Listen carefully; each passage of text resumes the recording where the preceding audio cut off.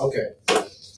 So we will call to order the special meeting for October 24th, the Nampa School District Board of Trustees.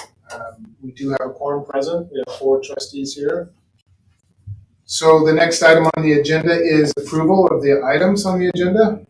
I move to approve the agenda. Okay, motion's been made to approve the agenda and seconded. All in favor? Aye. Any opposed? Just on that agenda item, we're going to probably have a little bit of a change in the lineup just due to some times, and we got some people that need to catch planes and things like that. So it won't be a change in the agenda, just some order. So the next item is an action item, and I'm just going to turn this over to Greg, and then you can let whoever and however they need to change the lineup to do that timeline. Yeah, so there may be some changes. We'll depend. We're going to watch our clock and try to use it efficiently as we could. Trustees, as you know, the district had its annual audit done recently, and it has been completed. So today, I'm going to turn it over to Randy, and our special guest from the audit firm is going to share with us some information about this. I'll let you introduce yourself and which firm you are and what position and all that. You can go for it. All right. So my name's Audra Johnson. I am the audit manager on the audit of the Nampa School District from Bailey. And just going to kind of just jump right into it. First off, wanted to thank Randy and Diane and the rest of the accounting and finance team. We kind of put them through the ringer this year. So just wanted to give you guys a big thanks for helping us get through everything and so that we could be here tonight. So just starting there. The financial statements that were in the packet were completely prepped by Randy, and we simply just came in and audited them. Yes, and help me. And helped him.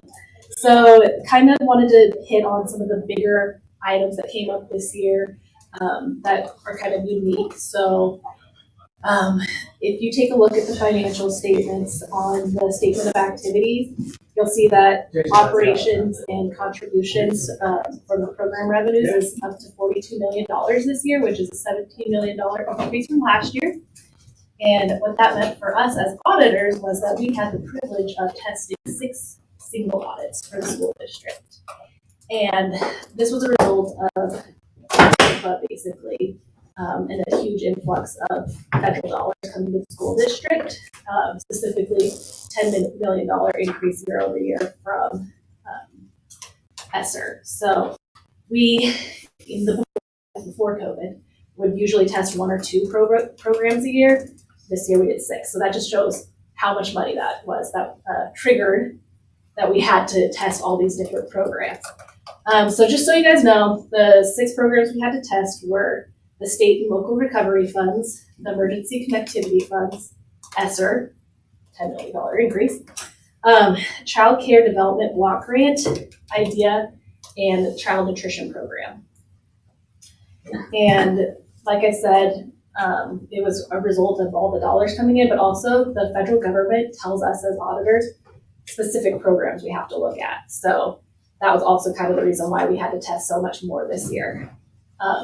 So we really put the finance team and the grant programs through a lot of testing this year. And what we were looking at was, are you spending the money in compliance with the grant? So really taking a deep dive into that.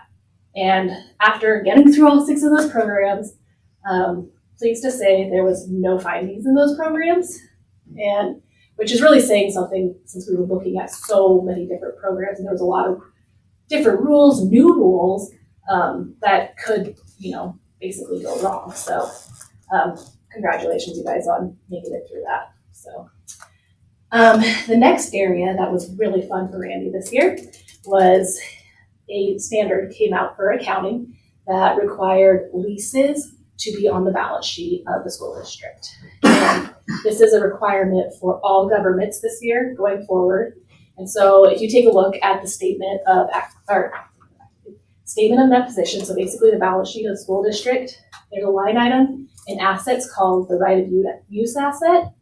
And that was $5.6 million. There's a corresponding liability called a lease liability, which was almost $2 million.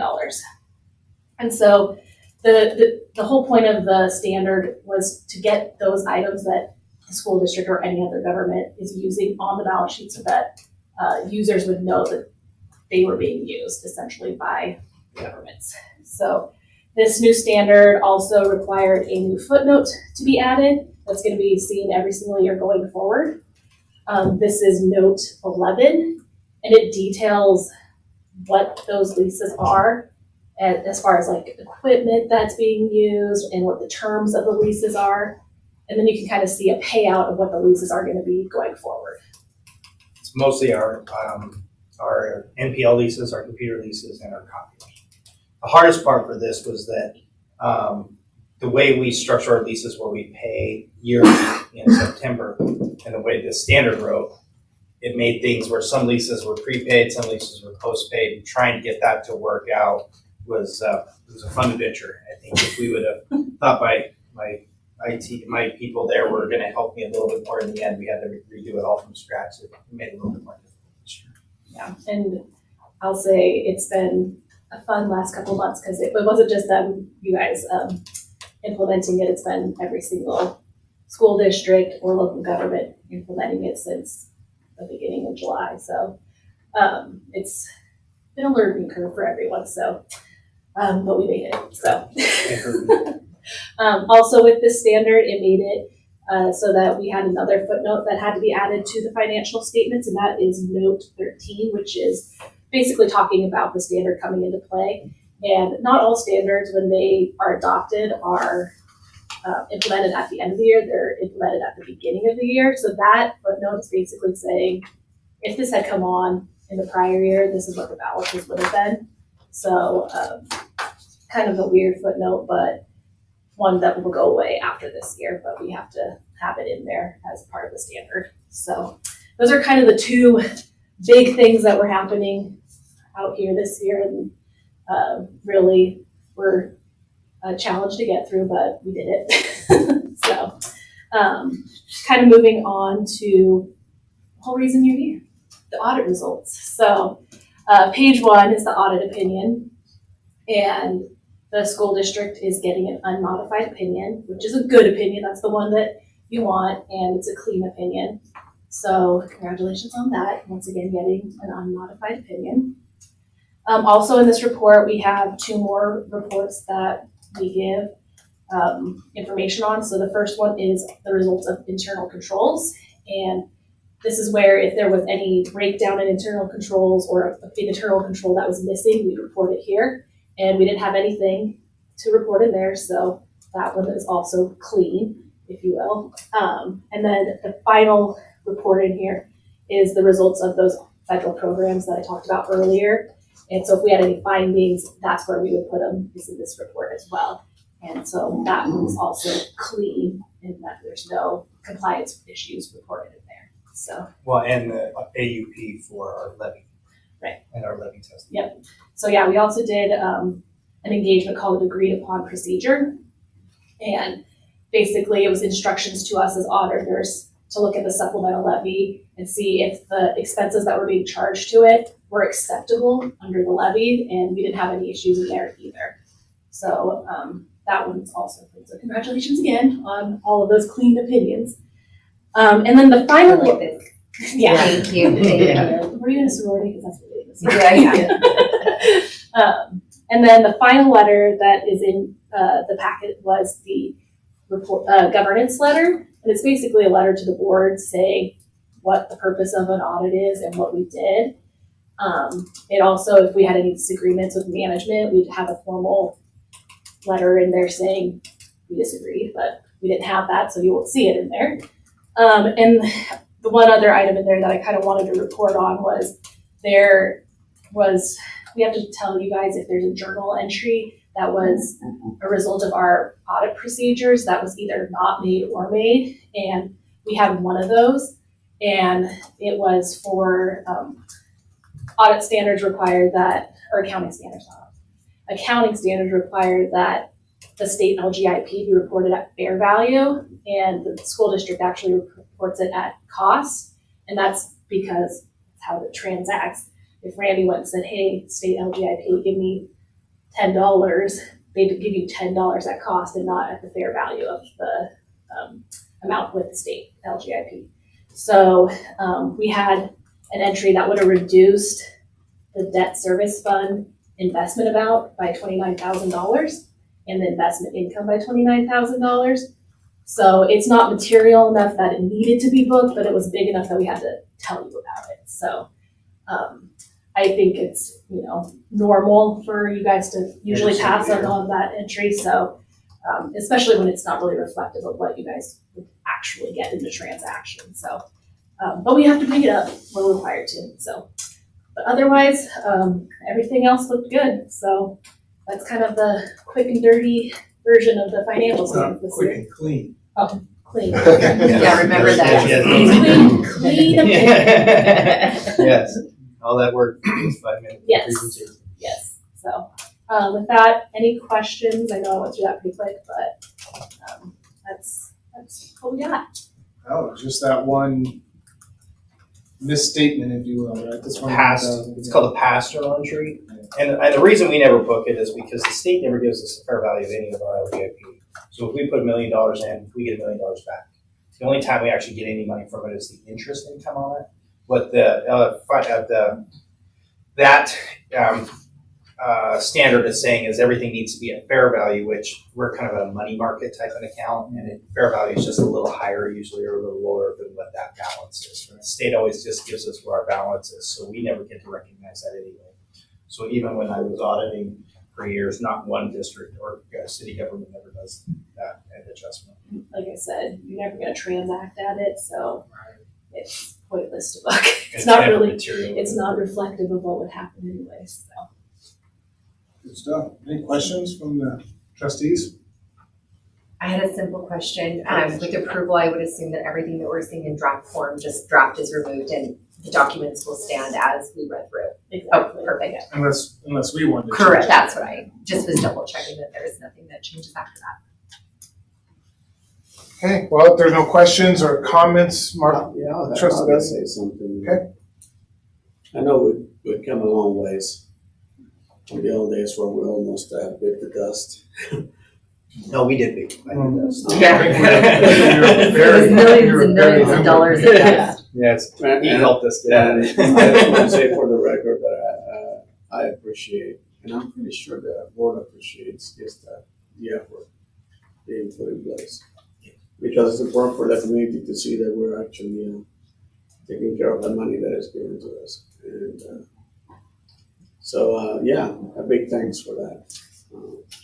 And of course, we're not perfect though. So it always, to me, it's all, when I look at perfect grade, it's like, well, there's probably places where we can improve here and there, right? And I hope you guys notice those places too, so that we can strive for something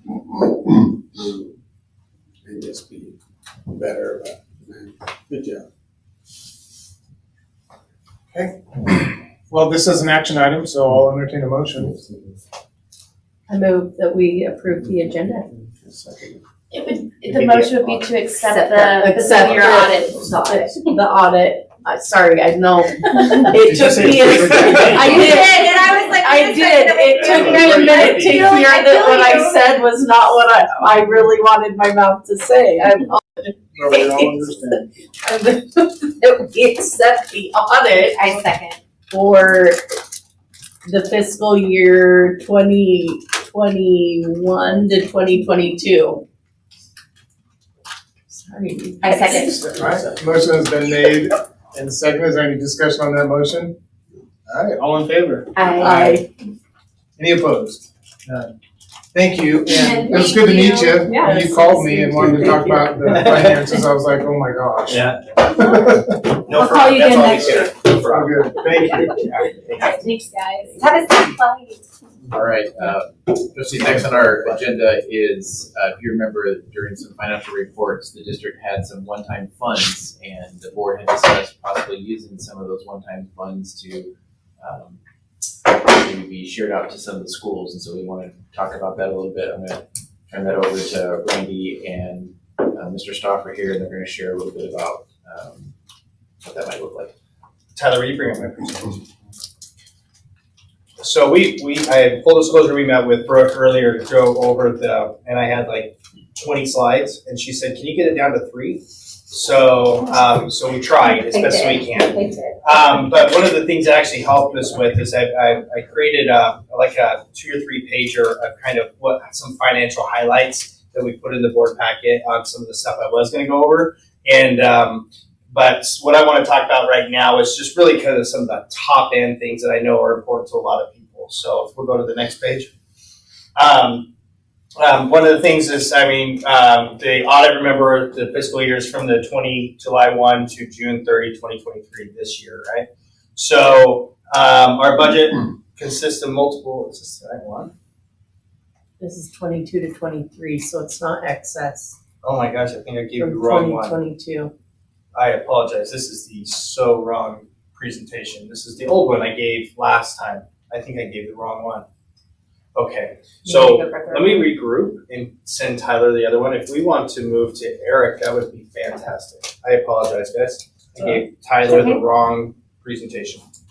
So Mr. Herringer is here today to talk with us a little bit around some financial options that we might have. And so we're really fortunate Mr. Herringer has helped us work with our school bonds, and he'll be here sharing us a little bit of information about that. And tonight's purpose tonight is just get some bit more information to allow you to ask some more questions around our options for that. Mr. Stopper is going to share some information as well with that. But I'll turn it over to Eric. And Eric. Just to clarify for the people listening in, we're just going to move on the agenda to our work session item, and then we'll do the remainder right after that. So in order, Item 6. Yes, item 6. We're going to just bump up. Yeah. Okay. Thank you. Okay. Yeah, thank you. And I indicated to staff that I had to catch a flight this evening, but that meeting's been canceled. So right as I walked in this meeting, I just now canceled all my arrangements, so I get to stay at home tonight, which is great. Great. So I'm here as long as you want. So tell us that. Is there a presentation? Yes. Okay. That is the way. It's kind of odd. Yeah, if we could we'll just go through this. I gave a few of these slides at the board meeting a couple months ago in August. And I've consolidated some things down and kind of focused the conversation around what a potential bond would look like. And to kind of really focus in on the timing and of when you could be considering running another bond. So this first slide looks at the bond levy. District's bond levy has come down the last 3 years. You've been at $8 million a year in the annual bond levy, and that's down from a high of $15.5 million in 2020. The tax rate, which is the graph below that, has gone down, not just because the dollar amount's gone down, but you can see in 2021 through 2023, $8 million is what was levied, but the tax rate, the levy rate, has gone down because the market value's gone up. The district's not collecting any more money for the bond repayment. What's key here is on the next slide is in fiscal 2024, that third bullet, given how much money you have in the bank, what you've levied, how much money is coming in from the state through levy equalization, you really only need to levy another $8 million to have all your bonds paid off. After the one I just After this year. So in fiscal 2024, if you levy $8 million, that's it. All your bonds are paid off. You'll be out of debt. It's possible you could levy $4 million in 2024 and $4 million in 2025 because the final maturity on your bonds is 2025. Either way, you can get them paid off next year or fiscal 2024 if you stay at that $8 million. Does that make sense? Mm-hmm. So this fourth bullet is if the desire is to bring on a new bond to dovetail with the old bonds being paid off and not go from 8 million to 0 and then back up, you basically have between now and September of 2024 to pass a bond election. You can go beyond September 2024, but then in fiscal '25, your bond will go to, you'll have zero. You won't levy anything for the bond. So, question on this. Why would, not having any debt is a good thing. But it's not made a whole lot of sense to me yet. I mean, I understand, but if we go to zero with no debt, and then we elect a bond later on, are we gonna have a higher interest? I mean, what is the, Right. Good question. what's a good reason to dovetail into The primary reason is to have a minimal impact. You've been paying $8 million, and if we keep paying $8 million, the impact on the taxpayer should be minimal, right? Okay. If it goes to zero, then you're going to see a So it's kind of like the frog in the water gets boiled in the water and doesn't know it. I mean, is it just we kind of get used to it? Is that one way to look at it? Another way to look at it would be to say, hey, I've been wanting to buy a second home or cabin up in the woods, but I need to get my house paid off before I take on that expense. So getting this bond paid off, all of your bonds paid off, then allows you to say, okay, I can free up that $8 million that I was paying on those bonds and use it towards this. Yeah, I get that. So the rate's not gonna, it's gonna be whatever. Yeah, it's not gonna be whatever the rates. The amount that is going to have to be collected over the life of the bond and the interest rate, no different. So, it's fine to go to zero for a couple of years and then back up. It's just you got to climb that mountain now because you're talking about a pretty significant increase. A lot of times when we talk about bonds and levies, we're talking about, okay, how much is this going to increase what I've been paying as a taxpayer? That's the advantage. It's more, to some degree, it's marketing too, right? But no, it's a great question because there's nothing. You go to zero, you can't stop it. You can't collect $8 million if all your bonds are paid off. So there's really no significant strategic reason to dovetail into an existing. I mean, when that bond is ending, start when as it's ending. Well, aren't you really just saying to not reclaim the mountain, Yeah. right? That is it. I would say that is That's the strategic plan, that's Instead of why. coming all the way down, you're already right here. When So we you only don't- have to go up 50% instead of 100%, basically. Right. So I get that. I understand that.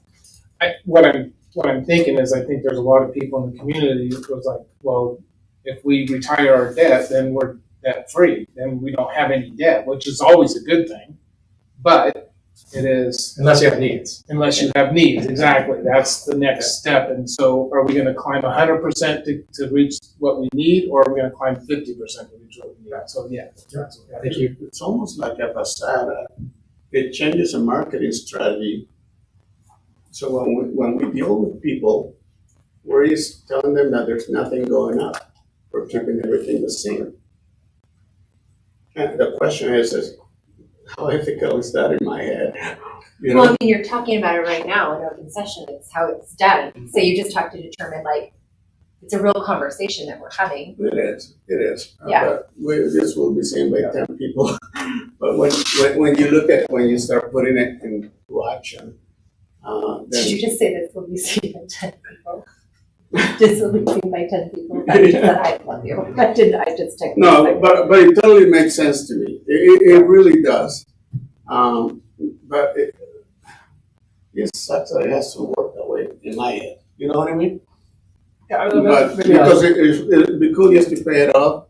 But then the struggle, like you're saying, is okay. Now we're telling them that they have to pay this much now. So it makes it harder because it's that one that you're talking about. Yeah. When we can just say, oh, there's nothing going up anymore. You have the money without any increases, which is a totally different message. I'm not here to advocate, hey, find a project so you can keep it. I mean, if there's no need, Right. don't do a bond, right? I mean, but if there's a need and the need's in the foreseeable future, I would say almost every election consultant and every financial consultant would say that would be a good time to, add something that right at the same time as the old's being paid off because it's more seamless. It's sort of like if you think about your supplemental levy. If you don't have a supplemental levy and you need to ask the voters for $8 million, you're asking for $8 million more than what they have been paying. But if you have an $8 million supplemental levy and it has to be renewed every 2 years, then you're just asking voters to renew something that they've already been paying. Again, if you don't ask for the 8 million just to ask for it, there Well, needs to be a need there that's- for the supplemental. And I think Well, we're also offering an opportunity for people to vote, so it's not like we make that decision. Right. But, like our voters get to vote and make that choice, and they continuously have given us a levy. So the assumption would be with the levy support, then the community supports the levy. That would be the assumption. So with that in mind, there's 7 election dates between now and let's call it the 0 hour, right? And that is listed here. So beginning in March of 2023, you got 4 election dates every year. So March of 23, May, August, November, and then in 2024, you've got March, May, and August. Once you get past August, if you don't have anything adopted, then you're going to certify 0 for the bond levy. And Eric, that's assuming that the legislature does not go and make some changes around that possibility to elect, because that has come up every year, Right. reducing the options of bonds. Yeah, there's been talk of legislation legislation introduced that would prohibit districts from rerunning a bond certain periods of time. That has not. So if that would occur, it would go from 7 chances possibly down to 2. 2, 3, Yeah. 2 or 3. So the ones that are out there is if on an actual bond, if you lose your bond election, you can't go again for another 11 months. So basically it gives you 1 year of reprieve is what they're saying, because the frustration on some is like in Bonneville, or I think it's some of them where they're going every single time, losing every single time. They're like, guys, we told you 5 times you don't want it, right? So I think that's our risk here is I think there's legitimate chance that could pop up again, especially with some of the new legislators that are coming in right now. Okay.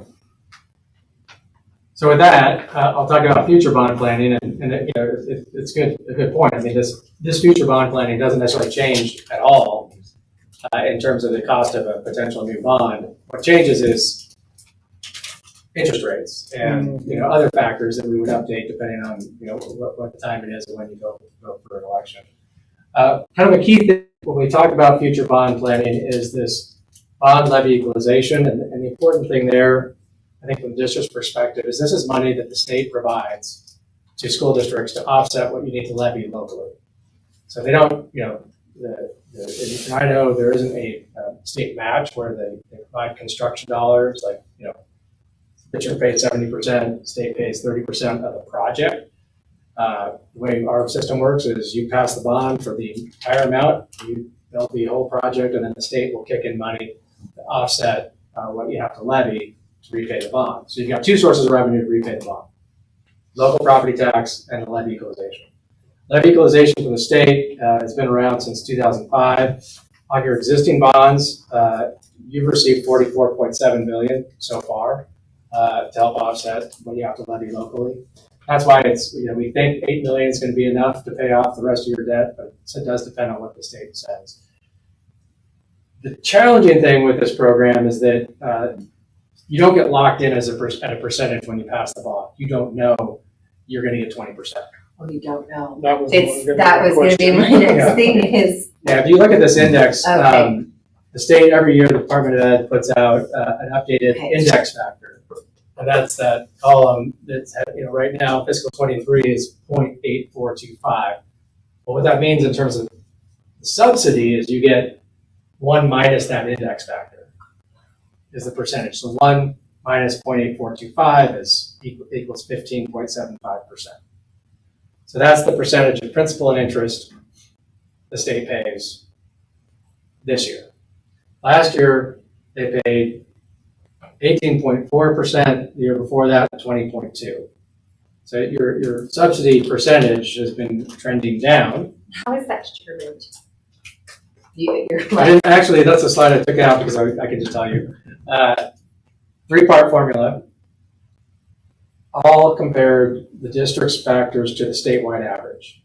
So the first factor, the biggest one, is market value per support unit. So how big is the tax base relative to the number of kids you have? And as that, again, and that's compared to the statewide average. So Canyon County market values have been going up, I think, at a faster clip than the statewide average. And your enrollment has been, I think, pretty steady, and if not declining. Yeah. So that factor compared to the statewide average is probably what's driving the downward trend. The two other components, which are 25% each, are the unemployment rate in the county versus the statewide unemployment rate, and then the per capita income for the county compared to the statewide average. So those things have been kind of weird, particularly the unemployment rate during COVID, because areas like Ada County where there was a little bit more shutdown than maybe some places in eastern Idaho where there really wasn't a change in unemployment rates, really kind of changed those factors a little bit. I'm not sure how much that impacted Nampa directly.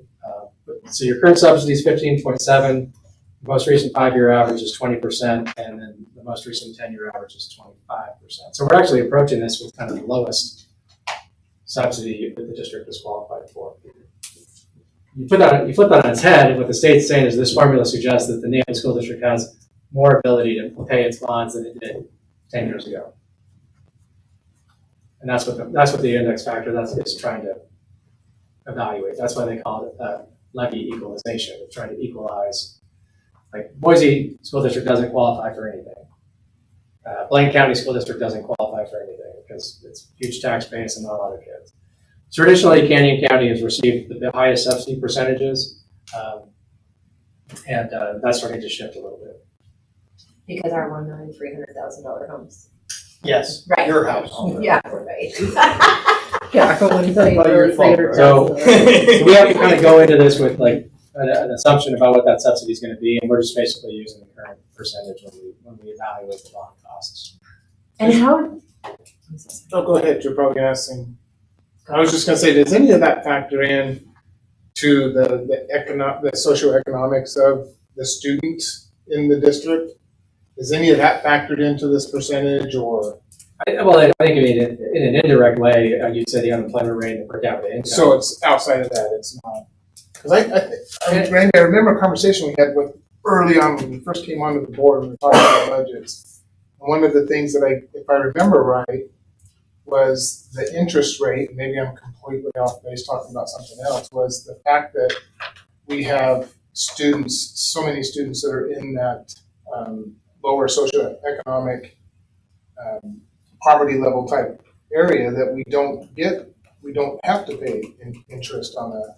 So what I was talking about is actually a subset of this this bond. If you look in like the middle section here, 2014, 15, 13, remember when this area basically saw a lot of foreclosures, a lot of people without jobs and that kind of stuff, that popped up way up there at 30, 31, 29%. Because it really what's hurting us right now is a lot of people are moving in. They don't have kids, but they're paying for their house in cash. They were okay paying $500,000-$600,000 for the house in cash. It went up another 30% in this valley, right? So we have a lot of money that's come in here, but it doesn't necessarily equate to anything. Okay. The other thing that's hurting us right now is the poverty indexes haven't escalated as fast as what our, you might have made 12 before, now you make 15. And that's hurting us in our free and reduced lunch numbers because all of a sudden now you just pop right above but you can't, everything else costs so much, you haven't changed anything. We haven't now, appropriately created. If you look at our free and reduced lunch numbers, I think we're down to 55 now at the best. And I mean, again, that's a complex, to the point Randy's saying, yes, if you're making more money, that moves you up above the threshold in which the federal government determines it, but your buying value still places you in poverty level. But the other issue that we have is during the pandemic, the federal government said you don't need to hand out the free reduced forms. And so folks and families got used to that. And now as we get those forms back, we're not getting as many forms as we got back. So our levels looking doesn't necessarily reflect what we're seeing in the schools.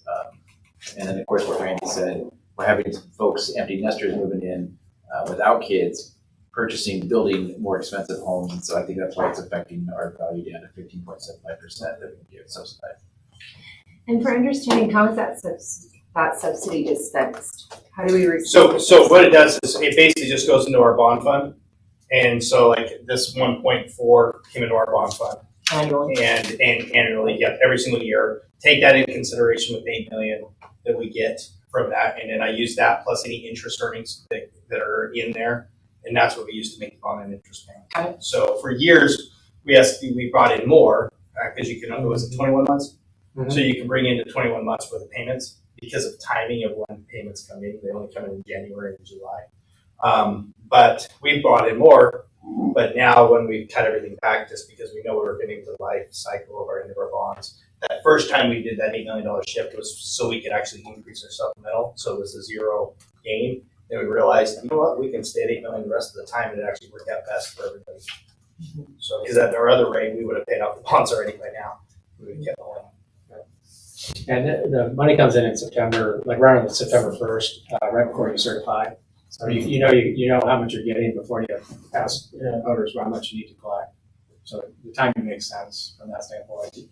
Part of it, I think, just makes a transfer about your foundation. And that same formula is actually used in our lottery. We have a maintenance match portion.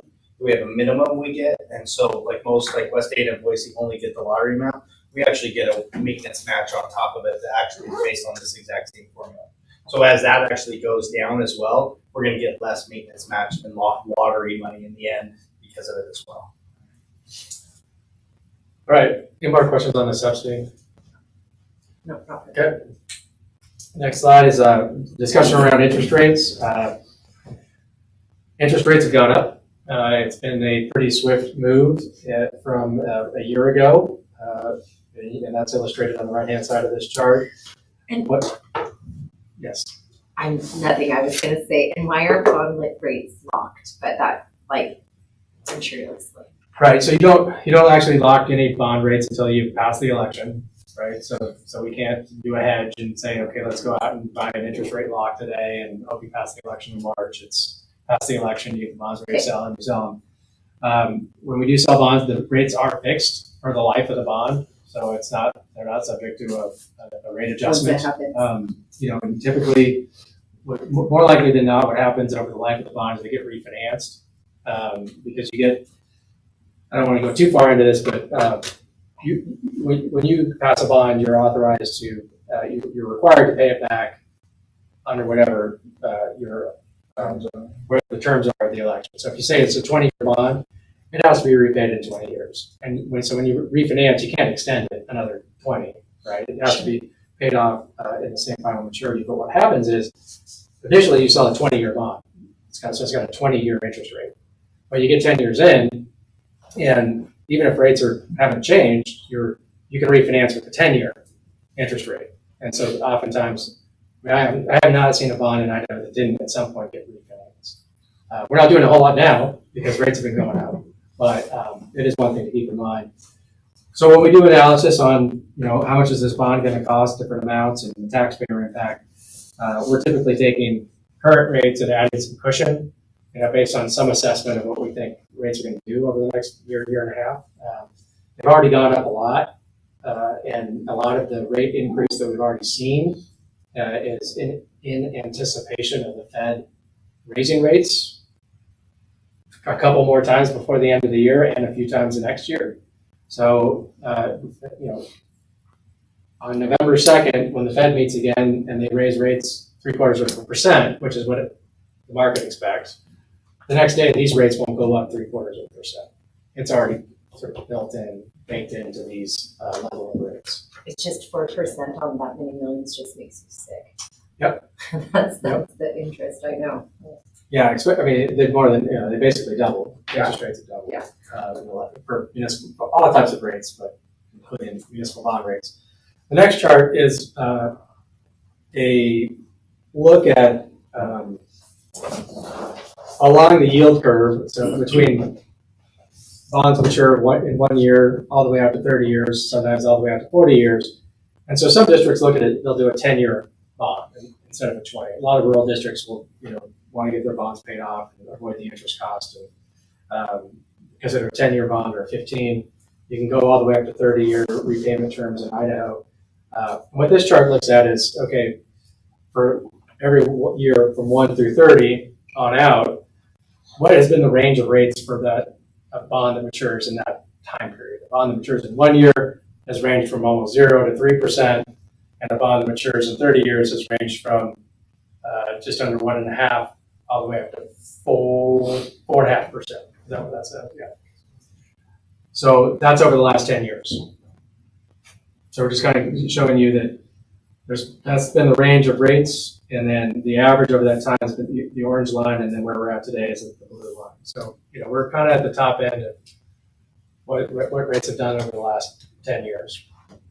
But rates have been remarkably low over the last decade. So it's not entirely surprising that we're at the high end of that range, given what's happening with inflation. I wish I had a better. We're just waiting for you to give us some better news. Yeah, I mean, you're not gonna, and we're not appropriately preparing for the inflation rate. I mean, Turkey is up 78%. Turkey. Yeah. Well, I mean, we're not listening to our, the advance of economic news every day and prognostications on what's going to happen with these types of rates. And a lot of, if the Fed is successful at killing inflation, then we don't necessarily see rates moving a whole lot higher from this point. We would see a recession and some very difficult economy ahead, but not necessarily a dramatically higher rate. Well, and I haven't written this question down, and you've been kind of alluding to it throughout, but what about the market conditions? I mean, the market conditions are changing. I mean, the value of homes are starting to come down a little bit, and is that going to affect? It's all part of it's a good question. It's all part of the process of the economy. Well, the economy adjusting to what the Fed is doing, right? The Fed is raising borrowing costs. The Fed is making money more expensive, which makes it harder for businesses to grow. It's making it harder to afford a home, buy a home, refinance a home, all those things. So that's going to affect the equalization, the bond levy equalization too, right? Because if our market value in Nampa starts dropping, isn't that going to affect the formulas for that? If history repeats itself and Canyon County has a more dramatic fall from the high like it did 10 years ago, yeah, but if it's more in line with what happens around the state, maybe not. It's all, it depends on as things fundamentally change in Canyon County. And so is your subsidy like your protection with that? So if we were to hit something like along those lines, let's just say that we did hit the same economic fall that we did back in 14-13, then your subsidy increases to kind of like as your like fall guy, for lack of better words, is that Cushion it a little bit. I mean, cushion? I don't think it's a one-to-one.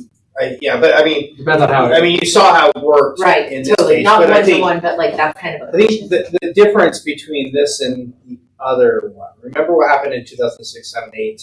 I mean, Nampa was full of Corey Barton, Hubble, $100,000 houses that everybody was doing on a 210 net 30. They were doing arms. It's a different market. It's a different market. And now It is people are coming in. They bought it. They don't allow to do the fancy, loans. People are living in these houses as much as they are, And what I've heard, we just went to a conference just last week, and then I've talked to other real estate agents. They believe there is a downturn. It's a seller's market, a buyer's market now, as opposed to the sellers, right? But they don't see the huge decline in value that we had before. And one of the reasons there's still a little bit of building, there's still a little bit of growth, and they just don't see it going up the 27% that we've had. They maybe see a 10 to 15% decline.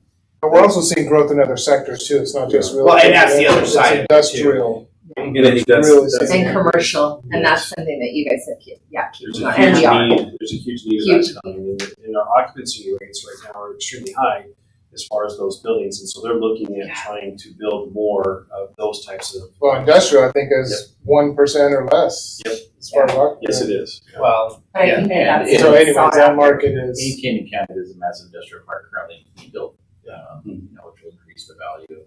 unfortunately not ours, because it's right across the street from us. We got Amazon, we can't deny that. Yeah, we got it. Yeah, but I think that's gonna continue to pick up. Yeah, I think the question on the equalization, the tricky thing there is just how Canyon County and Nampa perform relative to the state. Yeah. If it's a downturn that impacts the entire state the same way, it might not move things a whole lot. Well, but I would agree. I think you're going to see an uptick in the business economy. I just do, because you are like right now in industrial commercial, it's the number one selling. It's gaining the most value. So there's that flip side, because we do have more business than say Middleton. And commercial calls are large. I do think there's a risk in those that are potentially going to lose jobs are some of our biggest spenders too. A lot of construction, a lot of people like to buy big trucks. like toys, those space save a lot. So I think those might be people that are in this area that could potentially hurt us a little bit differently. I mean, yes, they did say we're about $15,000 jobs short right now. 25,000 jobs short with the big construction that's happening with the Micron and the Facebook, the Meta plant. There's gonna, some of those positions are still gonna be there, but not at a lot of, some of those people who are right on the fringe with real estate sales, right on the fringe with just doing a crappy job, but got business because that's all that was there. Those people are gonna start hurting, I think, our environment. But yes, some of these big companies are still gonna come in and help, but they don't think we'll hit Idaho as bad as some of these other states that were already struggling. Okay. So let's get this interest rate slide out of here. Sorry, I know, I almost My next took my question is the question next back when I slide. asked. I almost did, I was like, this is gonna really get rabbit hole, I'm so sorry. Oh, no, it's good. So these are our planning assumptions. So we ran some different analysis that was updated from what we talked about in August. We look at the interest rates, and the interest rates are driven somewhat by your bond rating, so your municipal bond rating.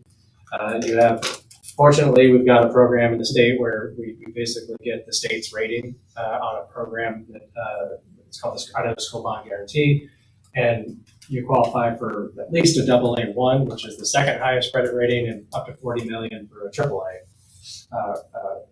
With a AAA rating, the district's underlying bond rating is A1. That's climbed out of the hole from BB3, from really low. right before jump. Yes. So, and investors recognize that the underlying rating is important, and don't just rely on that state enhanced rating. But bottom line is, you can borrow on your bonds about the same as West Ada or Boise, or maybe slightly higher interest rate, but we're talking like 0.03%, slightly higher.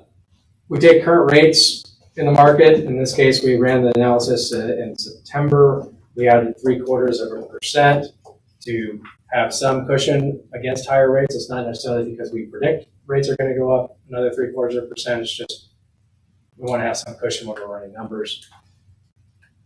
Your taxable value is up to $13.5 billion. Which I can recall when it was like $4 billion. So it's increased, and a lot of that's the market and the increase in existing value. But there's a fair amount of that's the new construction and some urban renewal districts that have been built and been expired. So the market, that market value is going to continue to grow, but based on it today, 13.5, we run our analysis on that. This assumes an election in March of 2023, so the next election date that you could use and sell bonds sort of when we could to dovetail with that $8 million going away. And then the levy equalization of the current subsidy. So those are the assumptions we put in. And the next slide is the summary. We assumed in this analysis a 25-year repayment term, partly just to be able to spread out the payments because we're running some pretty large amounts. We're running an analysis on some pretty large bond amounts, and so spreading that cost over a longer period of time to help make it more affordable from a taxpayer standpoint. So that first column is what would $8 million buy? So if you dedicated, if you toggled that $8 million you're currently paying on a new bond, and it was paid off over 25 years, you could get just under $137 million. And that's based on an interest rate of almost 4.8%, which again included that 0.75% cushion. Interest cost over 25 years is not insignificant. It's another $100 million. And so you can see the benefit of the levy equalization coming in at $37 million, and so net total cost, principal and interest that would have to be paid from district property taxes is just under $200 million. But that's, when you borrow money, you pay interest. And so, that's like when you look at a 30-year mortgage on a $300,000, well, that's $500,000 home, the amount of interest is going to be at least equal to the principal amount typically of the home. That's why you want to become a bank. That's the goal. When I grow up, I want to be a bank. So, Isn't that what your Yeah, kids my think kids. you as? so, then we just take that roughly 200 million, we divide it by 25, the annual payment's 8 million. It replaces your expired 8 million, and so the net impact is zero. And that's, again, that's actually kind of the initial conversation is what's the strategy proposition of doing this to dovetail with the old expiredness so you can talk about a net impact of zero. Otherwise, the cost of that bond in isolation, if you were starting from zero, is 60 cents or $60 per 100,000, which I tend to think is fairly important. And that's a pretty low tax rate for a bond in Idaho. 60, where you see 60? Yeah, I'm just taking that from that's what you're paying on your. If you go back to page Oh, one, yeah, Just just paying yeah. 60, they go off, they're gonna start from zero. if you just go back. Yeah, if you just go Oh, back to I page see. Yeah. You're just saying, instead of zero, you start. Yeah, 436. Yeah. A million, maybe 60, but right now it's not, essentially. one. And it's one thing, just to give you some context, your current tax rate for bond, supplemental, and quarter, which is not much, but basically your current, for this fiscal year 2023, you're paying $123 per 100,000. Okay, yes, that measures. So, and $60 of that is your existing bond on that 8 million. So, I get it. Yep. Yeah, got it. so on the 200, so then we said, okay, well, what about 200 million and 250 million? Those other two columns, do the same calculations. It's higher interest cost, higher bond amount. The average annual payment for the 200 million is 11.7 million. To figure out what that increase is over the 8 million you're currently paying, subtract, so you pay 3.7 million more in the annual bond levy.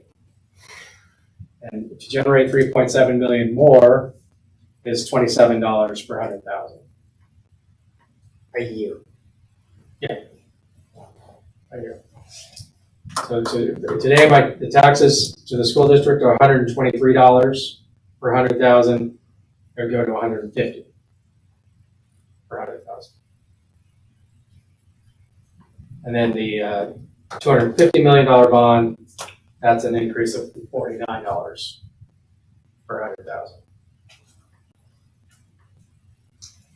Taking you from 123 to 172. So if you look at it in a $300,000 after tax exemption house, right? That's $425,000 house, whatever. So you're only looking at a little over $10 a month extra for a household to go 250, if that makes sense. Yeah, it does make sense.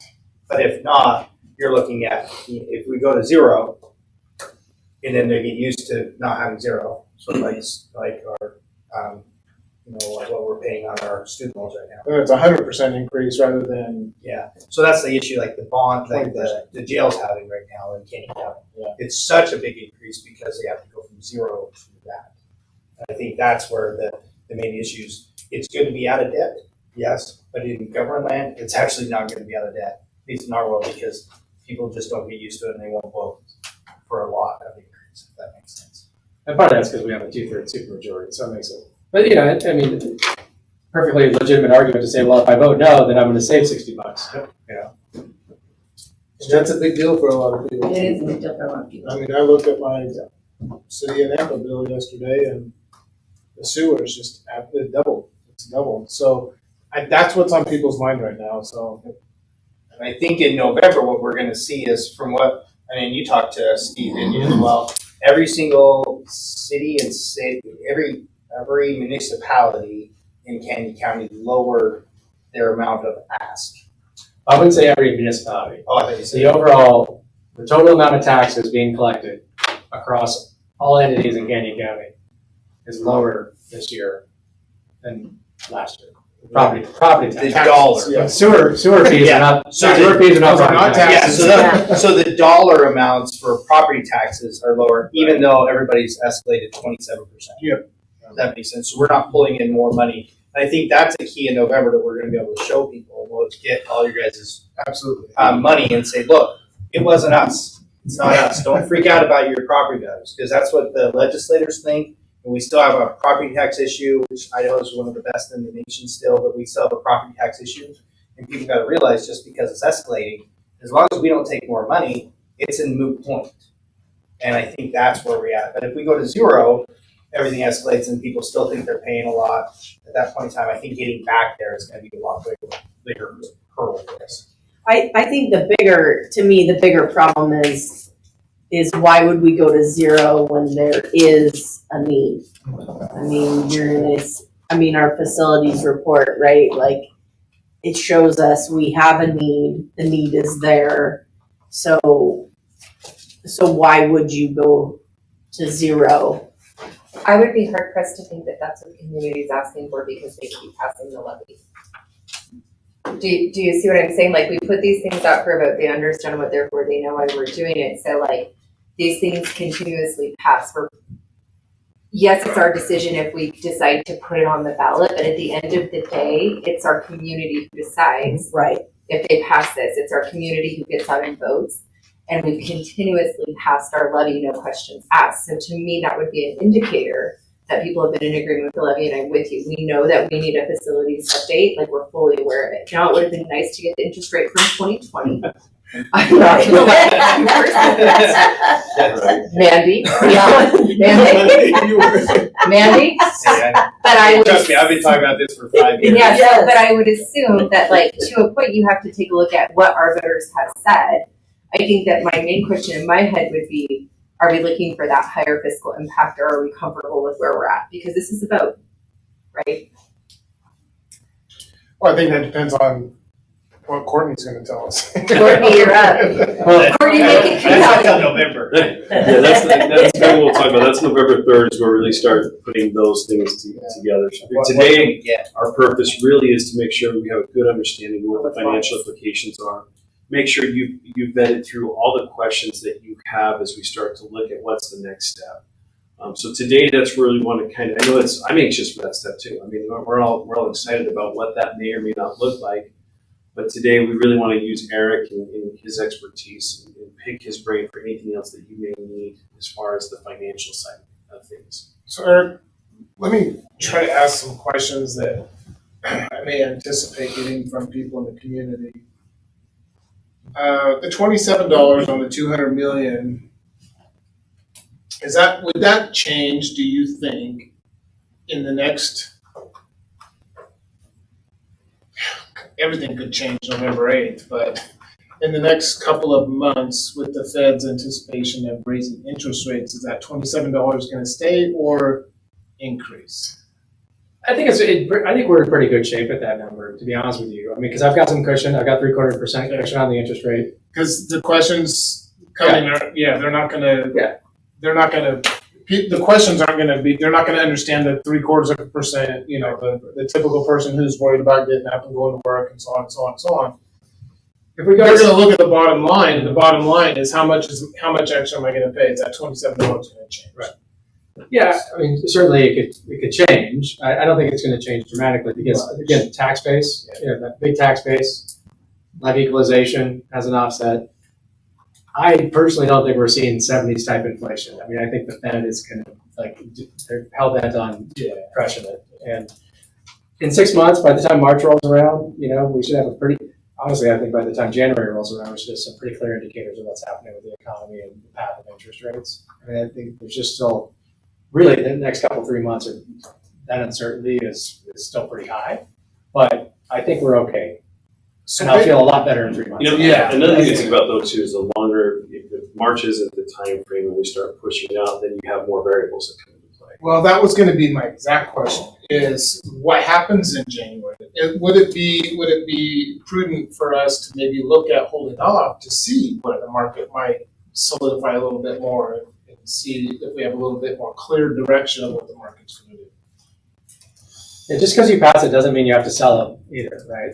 So once you pass the bond, you have the authorization to go. So we could just, we could sit on it. authorization. Just wait. Yeah, that authorization does not have an expiration date. The clock starts ticking on repayment when you sell the bonds. Right. That I think is a very important for the public to understand too. But I don't think that a lot of people FAQs, really right? understand that. Yeah, FAQs. there's an FAQ right there. The reality is what they've talked about is a 75 basis point, possibly another 20 at that, and then a hold. That's what all the economists have said. Yeah, So I don't, I've heard that. and the same, I mean, the reality is, I mean, the things that are hurting us right now are food and energy, right? Energy kind of, we might get worked anyway because OPEC's shutting down. There's not much we can do with interest rates with that, right? But the reality is, I think my bigger concern isn't necessarily the interest rate. My bigger concern is what is going to be happening at the polls at the time that we might actually be.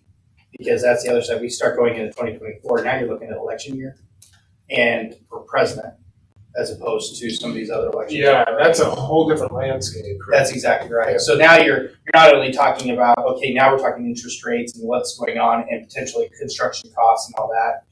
Now we're also talking a whole other element of who's going to come to the polls and potentially might be an anti whatever. And I think we always talk about that just even with our supplemental, with all that. And I think there's risk there with future elections, I think, especially as we get closer to 2024. I've got a few slides on that. There you go. Yeah. Do it, go for it. Actually, can we go one more? Next, I think it's Next, the next go one. to the next one. So this is, I don't know if you can see that, but you can make that big. I want to talk about this first, which is based on the levy rates that Canyon County certified, not certified, approved, that I got maybe 3 weeks ago. Nampa's at $123 per 100,000. Okay, that's the number that came off that prior sheet. And that's for your bond and your supplemental, and then there's a little bit of tort levy there. So you're, out of all the districts that have some presence in Canyon County, which includes West Ada and Cuna, you're at second lowest. Remember at the $250 million bond amount, that number goes to 172. Still to the forward. So it moves you in between Caldwell and Wilder. So I thought that was a good piece of information to share by comparison, but also last year, that 123 was 237. Now, the value of people's homes has gone up. There's more $100,000 of, house to apply that to, but it was 237 per 100,000. Now it's 123. A year prior to that, so 2 years ago, it was $3 for 300,000. So as that market value has really skyrocketed in Canyon County, that tax rate per 1,000 or per 100,000 has gone down a lot. And it stands to reason. Your supplemental went down to $8 million. Your bond's been flat at $8 million, and you really haven't been collecting any more each year for the last 2 years. I think what that slide shows just how careful the district's been to the patients of the community of just making sure that our rate is low. And you look, like we often get compared to Valley View, look at the difference, right next door. And they're trying to go for more. Yeah, and they're growing, they need to go for more, but you can see that their impact is they're already taxing more than what we're currently taxing. So even if we were at 200 million for a bond, that puts us at 150. We're still $65 less than Valley View right next door. Yeah, and it's great. I mean, I can present all this information and say, hey, this thing's affordable, right? We can apply the $8 million going away to the new bond, and your tax rate's not that high. But at the end of the day, you have to have the need for the facilities that the community wants. They see the need for those facilities, that they trust the district to execute on that plan, and they feel they can afford it. And I can't tell you what you can afford. What I can tell you is by comparison, these tax rates are pretty low. So let's go to the next slide. Yeah, so the election timeline, I kind of introduced this just to look at, we've got the March, May, August, November elections in 2023. As Randy pointed out, 2023 is kind of this off year where there's not political elections necessarily, certainly not at the federal level. So all of those dates are pretty clear of noise, if you will. What we worry about is in 2024, the May primary is going to have a lot of other things going on. The presidential preference primary of the Republican Party got moved to March in 2020, and so March is a date that traditionally has been a schools-only election date, but not in a presidential election year. So that's a factor typically. So waiting until 24 will be part of that. The data would show you'd have a tougher time passing a bond in 2024. And that's the next slide shows a little bit of that data. I might have touched on this at the last meeting, where if you look at the history for Idaho bond elections, March has traditionally been the most used election date. That's that orange bar that goes across. That's the right axis, so that's the number of bonds run. But it's also the most successful. 54% of the bonds that have been run in March since 2011 have passed. May, the approval rate drops to 37, August 36, and November 22. The other interesting thing is, kind of going back to this point about even numbered years versus odd numbered years. But for 2019, there's a pretty clear trend there where the odd numbered years have been more successful than the even numbered years. And 13. Yeah, 13, but 14 was low. Maybe 12 was Yeah. But, I think that's interesting. You see those odd numbered years pretty significant, 15, 17, and then 2021. The even numbered years are more challenging, certainly. And one of the things I kept hearing about the Valley View Middleton elections that failed, a lot of the frustration I think with a lot of homeowners is they're frustrated about paying for growth. They believe that new construction should pay for new growth, right? Which we don't have the ability to do impact fees or any of that. It's something we've been fighting for forever, right? But our situation is totally different. It is not new growth oriented. So I think we have a different story, which I think is going to help us out a little bit more. But I would point out that if you keep if you keep it at 8 million, and more taxpayers come in, there's more people sharing that burden of 8 million, and in general, if there's a new plant built and that adds another 100 million to the tax base, then that should help lower what I have to pay towards that 8 million fixed cost because the pie is bigger. Right.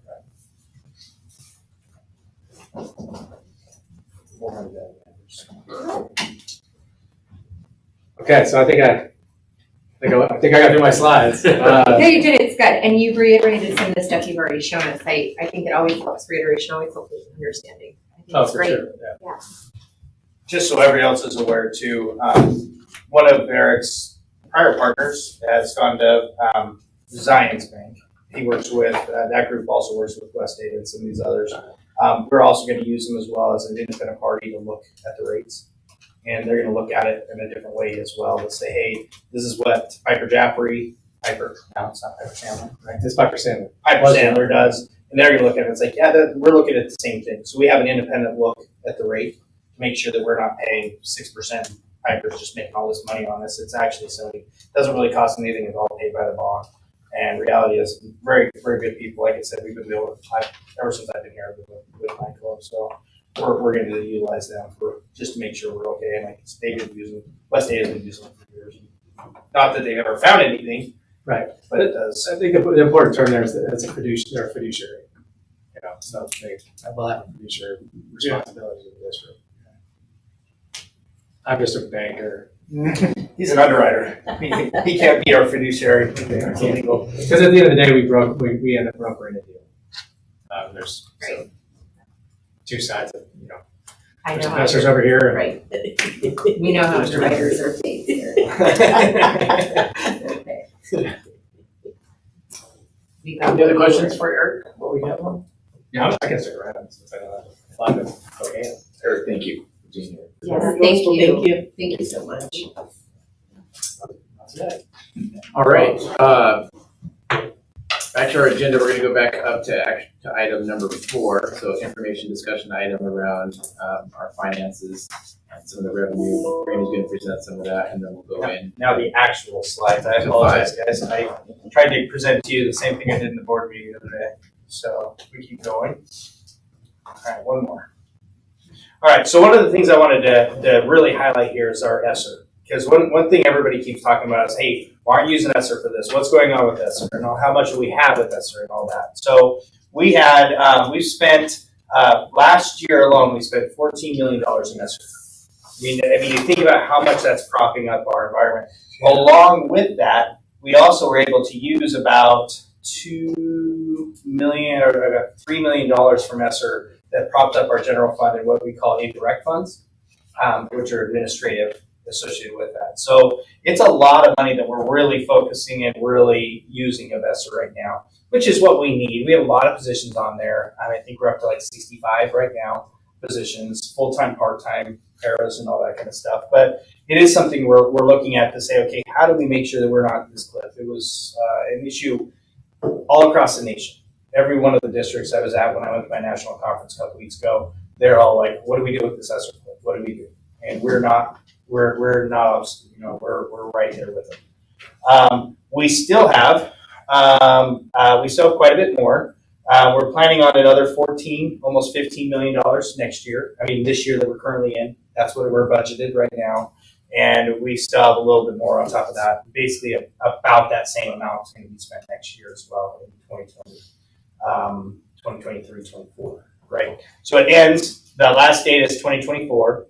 They're talking about hopefully getting it to 2025, but we won't know that until later. So we've got to assume we've got to spend the entire thing, or we're going to lose, 3 or 4. We do have about 4.5 allocated now between the 2 years, but we're still looking at some big projects. It would be nice to get some of these big HVAC projects still on there if we can, and some of the one-time things is really what we're kind of trying to focus on right now with that. All right. Were there any answers to that question? Is what do we do about the ESSER cliff? Well, so we actually, we're a little lucky, and I'll go over that here in a little bit with some of the stuff the state's doing. I'm a little worried because the economy isn't growing, and the big word thing. Well, from national peers, I mean, was there any? So they realize that we're all in the same boat. The unfortunate part is I think the government is done at that level, giving it the money that we currently have, and really I think it's a matter of people just got to get back to normal in where we are. I think we can get there. It's just a matter. It's gonna be painful to some because I don't think our positions that we've added are over and above. If that makes sense. I think it's really more of how do we make sure we can get some positions off that we could potentially figure out other ways of funding. But if you look at 60 positions that were brought on because we had the funding, the ESSER funding, that goes away. Yeah, and some of this is complicated. The fact that when the pandemic first started, the governor cut money from schools. He took a 5% cut, and so some of the positions that we had on general fund type of money that we had given was asked to move to ESSER. So that started some of it, and part of it also is that. So it's going to have to be a gradual step down. The question will be, will the state come back and give some of those funds, like back to technology or not? Or will we see a new funding formula that will help kind of increase in the amount? So this idea of here's federal money, now I'm gonna cut state money and you put people on federal money, which is what they kind of asked us to do some of those, that kind of started the exasperation of it, and then now it's just using it to help students with learning loss, effects of the pandemic, which is what it's required for, and we are seeing the effects of that. Well, when you talk about a step down, it's going to be 2 giant steps, is what it is. It looks like it's going to be. It's not going to be a step down. It's going to be a jump and a jump. Well, we're going to talk about the financials. Yeah, I'm sorry. So tell me I'm in the head, and I'll. Yeah, so you're a little ahead because there's money out there that we know is coming, but we're not $500 million so, or whatever. Well, a third of a billion, yeah. So let's go to the next one, please. A couple of the questions we had is how much do we still have left? And this is what we have. Like I said, about $24 million when you look at it. And then how long do we have to spend? I already told you that one. We want to go to the next one. Here's one of the big questions, and it goes in line with our discussion here with the bond, right? They're like, hey, can you guys just use ESSER funds to build your buildings? And I want to say no, right? But the reality is there have been some organizations, some districts that actually were able to do some expansion on the buildings because of ESSER. And they really coupled it along with, we need some more elbow room for our people, right? And the state really kind of hammered them on it, and they got it, but it was a lot of strings they had to do. We've been able to do it with our HVAC, which is total viable, and we had one roof project because HVAC could do the roof too. We got that involved, but normally we wouldn't even be able to do roofs. And we have 2 or 3 other HVAC projects we're just waiting on because we just couldn't get the product in. So we're trying to do it in that way, but reality is, I mean, we've already got, like I said, we've already got almost all of it allocated, and we have 4.5 million left. So we really, that's not going to do anything in terms of any kind of construction. I mean, I think the elementary school alone is 26 million, 27, almost 30. Well, So, and when I met with Randy, I feel like it's really important that we answer the specific questions that were being asked. So I loved his FAQs because I get those types of questions a lot. And so I think that this really helps to explain not only how much we have, what we've done, but what we can do is important because in case, I mean, for example, outside of school districts, people are starting to get hit hard if they misuse their PPPs, as they should. You know what I mean? And so I'm safe, but if we're not using the funds that were allocated appropriately, there would be repercussions. So you're talking about the what's left in ESSER for the next 2 years is pretty much allocated to. other than $4.5 million. Yep. And then that So way when it the question easier, comes, well, why can't we just use ESSER? Well, ESSER's used. except for 4.5 Yeah. million. And in the packet, I actually put what we're actually spending it on. So there is actually information in there that says these are the items we're spending it on. So if you have any questions on, you can give them that and say, look, this is where we've allocated money. It's not a secret, No. and it's just right here. I just think that's a misconception in the public that we've got ESSER money. Well, And legislators it's believe the same thing. allocated for the next 2 years for HVAC, for whatever it might be. Yep. That we're just waiting for parts, really. I mean, essentially, that's what we're. Yeah, HVAC, but also helping students with summer school, expanding summer school out. The learning loss. Yes, Yeah. learning loss, which was the primary purpose of why that money was given. So building a new school or anything like that, that's really not the purpose. No, agreed. And we did a phenomenal summer school program this summer. Well, we're continuing on. I mean, we're still planning on doing it again. I'm just worried about after. That's what I'm worried Well, about. and I think there's a light at the end of the tunnel, but I'm not sure yet. So let's go to the next one. Randy, I just want to make sure the board's aware. I am going to load this information in the packet. I gave you the ESSER 3 spending plan. I gave you that, or do you not? I didn't get it. I'm not sure when I got it because I didn't. So I sent all these at the same time for you. I just was telling her I didn't see in the packet. I want to make sure. And I'm Okay, just- I'll she's send it saying again. she's gonna Thank look. you. Yeah, And I sent it to you, Greg, last week, but I can send it again. I just want to make sure Okay. it's in there. And Yeah, I'm looking to I make will. sure, and I will make sure it gets loaded. Yeah, not a big deal. If it's not in there, I'll definitely. I made one directly to. Which is to totally show fine. you. I just want this Yeah. to be public. So the big question right now is you hear the $400-something million that the governor and the legislators just did. Like $75 million of it actually is for or $80 million of it's for that go buy yourself something if you need something for education, right? Where you go through the other project. The other $330 million they're basically putting towards school. It's supposed to be ongoing funding, right? Why they did it, many different reasons why. Everybody knows it's political. I'm sorry, did you say it's supposed to be ongoing funding? That's what they said. Yes. Well, that's the reason why the other. Okay. That's the reason why the other group brought their stuff off of the ballot, right? So the reality of the situation, when they went to when they went and appropriated this, they could not say how it was supposed to be spent, right? That was not under the purview of this legislature. So we might hear at the beginning of the year how they're going to spend this year's $330 million, right? We don't know yet. No one has given us any idea.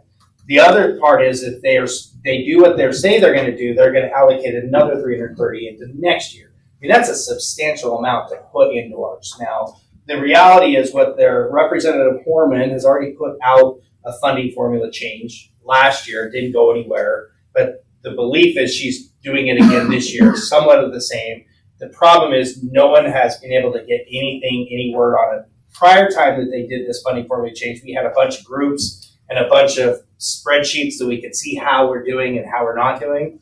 And it was supposed to be no winners or losers. Well, West Dane and Boise were supposed to lose 10 to 15 million each.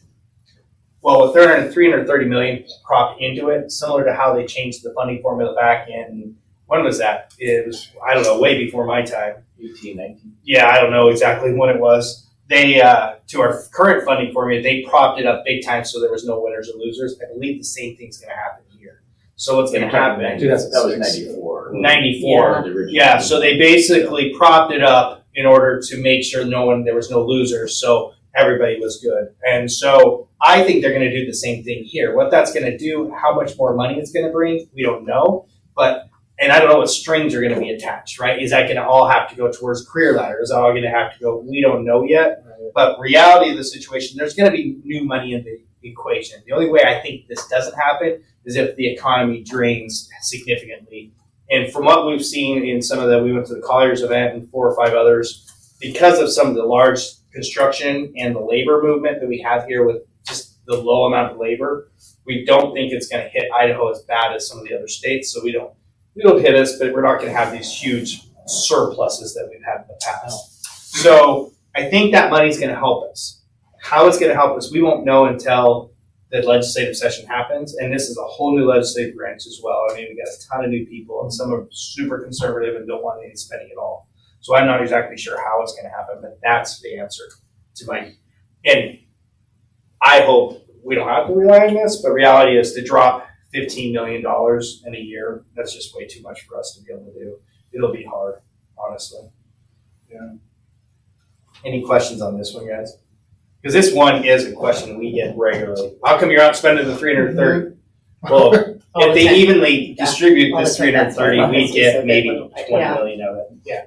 You know, it's not like we get it. And that's the thing, how many districts are there in Idaho? Exactly, the charters and all that kind of You stuff. split up $330 million between 148 districts, however many there are, and yeah. And our hope was that when I talked to some of the legislators too, is I was hoping they would use this towards some of our backlog on our construction needs. And some have liked that, some haven't. And so that's the other side is even if we were to try to get some of this to help offset some of our bond stuff, again, it's just a drop in the bucket of what we truly really need. I think you were telling me like Oregon and Washington actually have a sharing program where if you go and get a $100 million bond, they'll pay 30, we'll pay 70. Maybe something like that might be generated. We don't know, and we won't know that until later on, unfortunately. You want to go to the next one? All right, here's another big one. I'm not going to read all of it. And this goes back to the whole thing. Well, you got $46 million in the bank to spend, right? Well, reality is we don't. I mean, majority of it's bond fund and other restricted funds. We really have about $5 million that basically is our unauthorized, unsigned. And even then, if we get below that, we can't make payroll. So I don't want to do that again. We've been there, done that. Don't really want to go there again. So that's where we are right now. So I think that's the last slide of that one. Oh, and then here's some of our other ones with maintenance. How much did we actually spend in maintenance? This is what we did last year. And the only way we were able to actually spend that much right now, the 5.5, is the levy and ESSER. I mean, in years past, really we only have about $1.2 million in lottery that we really have for major projects. So I'll have you remember that number. We'll talk about that number next week. That's Yep. going to be, And that's the biggest part. moving forward. Yeah. And then one more, I believe. This goes into our next discussion. You want to take a break before this, or can we Yes, just let's keep take a going? break. Okay. Are you breaking? Yeah. Well, no,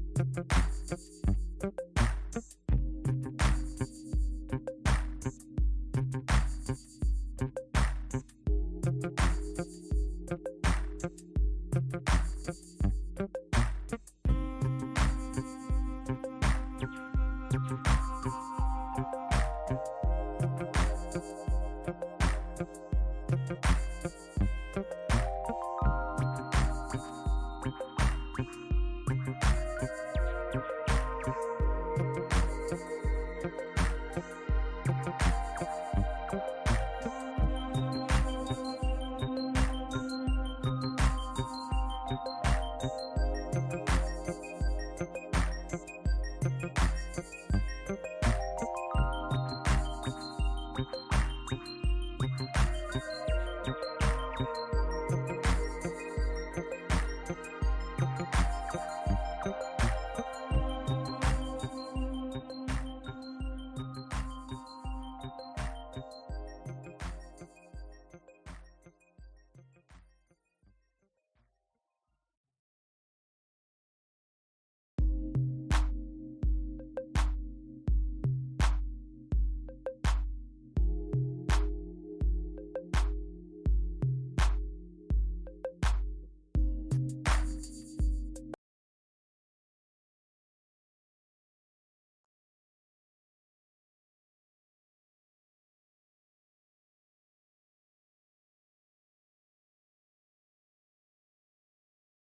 This is an area that I'm really excited for because, I mean, this really proved to you guys that what we were saying before with some of the excess funds we were saving and wanted to do something big with our money. I'd kind of gone with before with you guys, and I put in the one document that said, hey, here's where all the money is going and some of the carry forwards. But there's three big areas, two ones primarily that we wanted you guys to actually approve tonight, and we had talked about it forever, is the $500,000 approximately for the double the supply budgets. Right now we give $33 per student. This would effectively give $66 per student for every kid, the schools to be able to do different things within their schools. You don't know how many times I've been asked that, hey, do we get that money? Because there's some pretty big things they want to do with that money right now.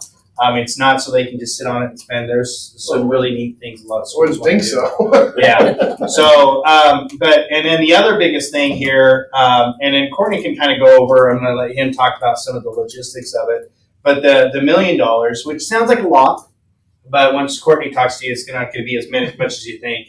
$74 per student is about what it is. The one thing I want to remind people is the last time we did any major furniture in this district was 2007 bond. So things do have a break. timeline. We have tried over years to get new chairs. Like I bought 2 or 3 truckloads of chairs and that kind of stuff, but it really is a drop in the bucket of what we really need. And our environment's changing as well. So I'll let Courtney kind of talk about that kind of stuff. Sure. I'm sorry, excuse me, Courtney, right before we jump into that $33 to $66, how big of a jump would that be to a teacher in a classroom? How much would that change that teacher's teaching life, if you will? Yeah, it's a good question because I was wondering the same thing. Yeah. $33 is. Nice. So it depends on the school and the request of the teacher. So currently, right now, every school is giving $33 per student. So I'll Just use flat, straight across. just straight for them to use discretionary funds, and that covers their copies, their expenses, any teacher requests they have. Let's say a teacher wanted to get some technology or some, take a couple of field trips to some places like that. You have to request that out of your discretionary budget. And a principal has to look at those needs compared to every other teacher in that requests that. So currently, right now, we tend to be pretty conservative with that. What this would do is essentially double it. From my experience, it puts the number, a discretionary number that I've never even seen before. So, for example, when I was in, this was during when we were in the downturn, I think Reagan Elementary had a discretionary budget of around $12,000. Now that was very low because of the downturn, but it was typically I think 18,000 would be an operating. So right number. now Reagan is allocated $18,000.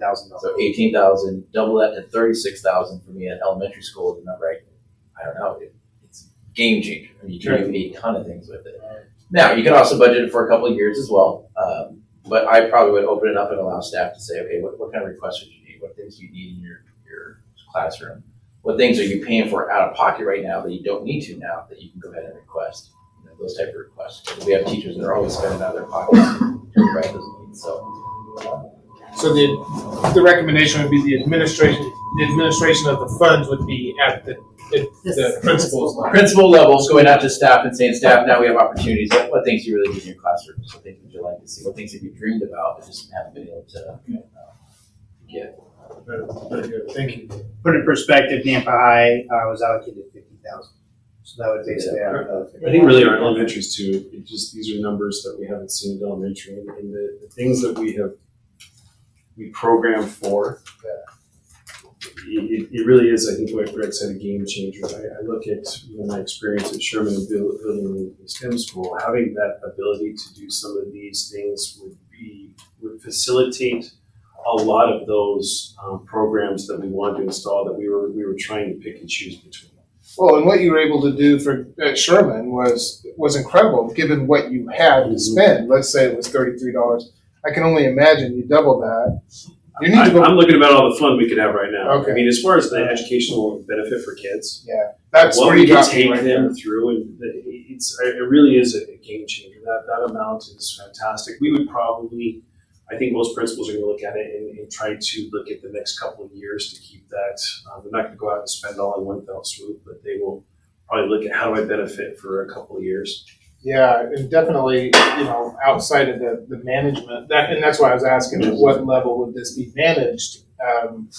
I certainly wouldn't want to be so conservative with the money at the school that, they're still getting $33 a student, so it would last 3 years, or whatever. That's- Yeah, no. The intention would be, I They think, get it to that- them, yeah. We would communicate to our administrators to ensure that this money gets out to the teachers in the classroom as much as possible. And it should be an incentive to stay in Nampa.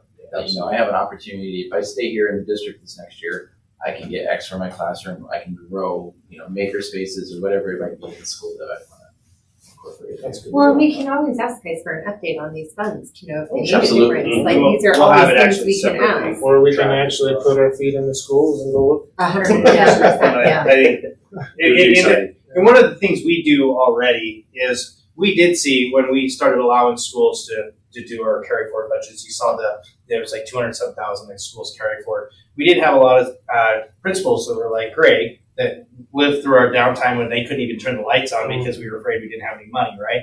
And we're begging, borrowing, stealing just to get a Kleenex into their classroom, right? So they're like, oh my God, I got to hold on to every bit. And then they started really kind of saving. And what we kind of said was, no, because you're really hurting the kids at that era. This carry forward money was really meant towards, you're not trying to spend everything at last frivolously. We'll let you bring over a couple thousand, so you're just not, it's end of the year, I got to spend, right? So really, we kind of really monitor it and try not to get those too big because we really want that money spent on that year's kids. Yes. And it's less money we're asking for teachers to spend out of their pocket, less money for parents to spend out of their pocket as well. I think that's our biggest thing too. That was the whole concept with the levy. And this is parents, we're trying not to nickel and dime you. And if we have this money, I'd rather do that and give it to the students and the parents, and not have to go out there and do a lot of fundraising anymore than we have to. I'm good at that. Sorry, Courtney, I interrupted you. No worries. I'm glad you went through that. I think that's really important to understand how that can impact our classrooms at the student level. The other part we're looking at too is one of the major requests that we get is for furniture. Just as furniture time has expired and chairs break, tables break, and we're at this place where we have an opportunity to look at what can we do to help out with the furniture as well for our classrooms to have the right learning environments. So this $1 million that we have right there, that equates about $74 per student. So we've been doing some work on what can we do with that amount of money. One of the challenges that we currently have is obviously shipping rates. You've heard me talk about this before about getting things and the cost for that. It is a significant amount of concern that we have as far as when you're purchasing something. If you buy it in small pockets, you end up paying more in shipping costs. If you can get large amounts, you pay the whole container per se is what comes to the district, and then you're paying less shipping costs per item. So that's why we went with this idea of looking at how can we do it on a bigger scale versus just this school on their own independently and having to use less of the money to get to the kids because we're paying for shipping and other fees. So what we did is we just kind of canvassed a little bit to find out what that would look like. The biggest need really is in chairs and tables. So I put together some generic numbers to kind of give you an idea of what that would look like. $1 million will not take care of every kid in every chair, in every desk in all of our buildings. So it'll be a small drop in the bucket. Current prices, and again, this is just for the tables and chairs, range anywhere from $180 to $200 for a table. Chairs are right around that $70 to $80 expense, depending on a few styles and so forth. So we looked at that number and we put together kind of an average of what that would look like for our elementary and our secondary students or for equipment. And what we have is, and this also included shipping on a bigger scale. We tried to put that into play. So for primary schools, it's about $255 per pupil to get a table and a chair for the sets to put in with shipping in the schools. Secondary, it's about $221. Those do not include install, like putting them together. And so there's something that we look at is how do we want to accomplish that task as well. There are some groups that we can include that pricing for have them to install, put it together, take away all the packaging because that's another component when you get that large. It's just the amount of trash that it brings in as far as cardboard, in plastic that they come wrapped in. Anywhere for $29 for that to be put together, and we would put it in the buildings. And there's also a turnkey options, which companies will come in and put it into the facility where you want it and take away everything else as well. And that can be about $45, up to $45. So lots of options. There's lots of different things that can happen when you're purchasing furniture. What we're looking at is really trying to find something that, as we go to schools, that we can get the best price for our schools. So that's really kind of some of the numbers that we have for you of what that looks like and what that would transfer into as far as the $1 million. It would be enough for classrooms in every school to be retrofitted with new equipment. So $1 million, you can put new tables and chairs in every classroom? Not every classroom, some classrooms in every school. Every? No, some. I said some. Oh, I'm sorry. Maybe I was hoping. You were hoping for that. Maybe you were hoping. I would need about $5 million. Yeah. You said something. That was on my vision board. Yeah, your vision board. So to put it in perspective, a table and 2 chairs were 200 and something. Mm-hmm. And 225 and this is only 150. 150. Times right? 4. Yeah, so you start, and then that's not including if you need any teacher desks or chairs or any of that stuff. What is the state of our teachers' desks, generally speaking? Teachers' desks are I probably heard either Mr. Yarbo non-existent. laugh back there. Depends on the building. And it depends on the building. And I think, again, teachers, what we're really looking at is students' desks. What I quoted for you is more for just straight to students. Okay, was there any consideration to teachers' desks? So I think that would go to the $33 increase that we gave for discretionary. Is that, if I want a certain type of desk, and some teachers have moved to a desk that's more mobile, so they can move with their groups around rather than have in one corner. And I could see that being a request. The staff could come to the principal and say, hey, Mr. Russell, I'd really like to have this type of desk, maybe that has this type of projector or something on it. You need to look at that expense. And our goal was to give options. Right. But we want to maximize it from a district level of purchasing so that we can minimize the cost to the building. So that's really the context from which we were working from. I feel like you juggled it and balanced it well. Everything that you said was right on. And after we had this conversation, because we've had it so often, I researched chairs, and the cheapest chair you can buy is a church chair. Like legit, I was like, oh. It's Yeah, like church chairs, yeah. So I actually feel like you guys have done great due diligence on this, and we've talked about it for a long time, and I really appreciate it. And gosh, Courtney, I just love you in this, or Mr. Stopper, sorry. I love you in this role. I just love you in this role. So, can I ask about shipping? You're talking about, it's a higher amount because of the times nowadays. What are we looking for? Have we calculated any type of shipping costs? Mm-hmm. What are So depending on how you purchase, shipping costs will be based on how full the truckload is, essentially. A truckload of it depends on what you're putting into it, whether it's a all-in-one desk like you see in a lot of high schools, or if you're doing table and chairs. So table and chairs, you can fit more in. So proportionately, it changes based off of the product. Right. But a truckload is anywhere between $7,000 to $12,000 just in shipping. Right. And where is this coming from? Semi-truckload? Semi-truckload, yeah. And where's this coming from? It depends on where you purchase from. So again, that's why there's variables in that. If we're getting it from the warehouse in Texas, are we getting it shipped to us from other places? That changes just a little bit based off the product. And the reason I ask is because when I was at the Idaho Food Bank and I was in charge of transportation, one of the things that we always were concerned about was we're buying food in large amounts from other states so that we can bring it into our state because we don't grow that type of food. And we connected with tracking companies, and basically, they provided a service for us because on their way back from different states, they would come back with an empty load. Mm-hmm. And they would say, gladly, we'll bring it for free. And there's a few tracking companies here in Canyon County, in Nampa, and I think it may be a good thing to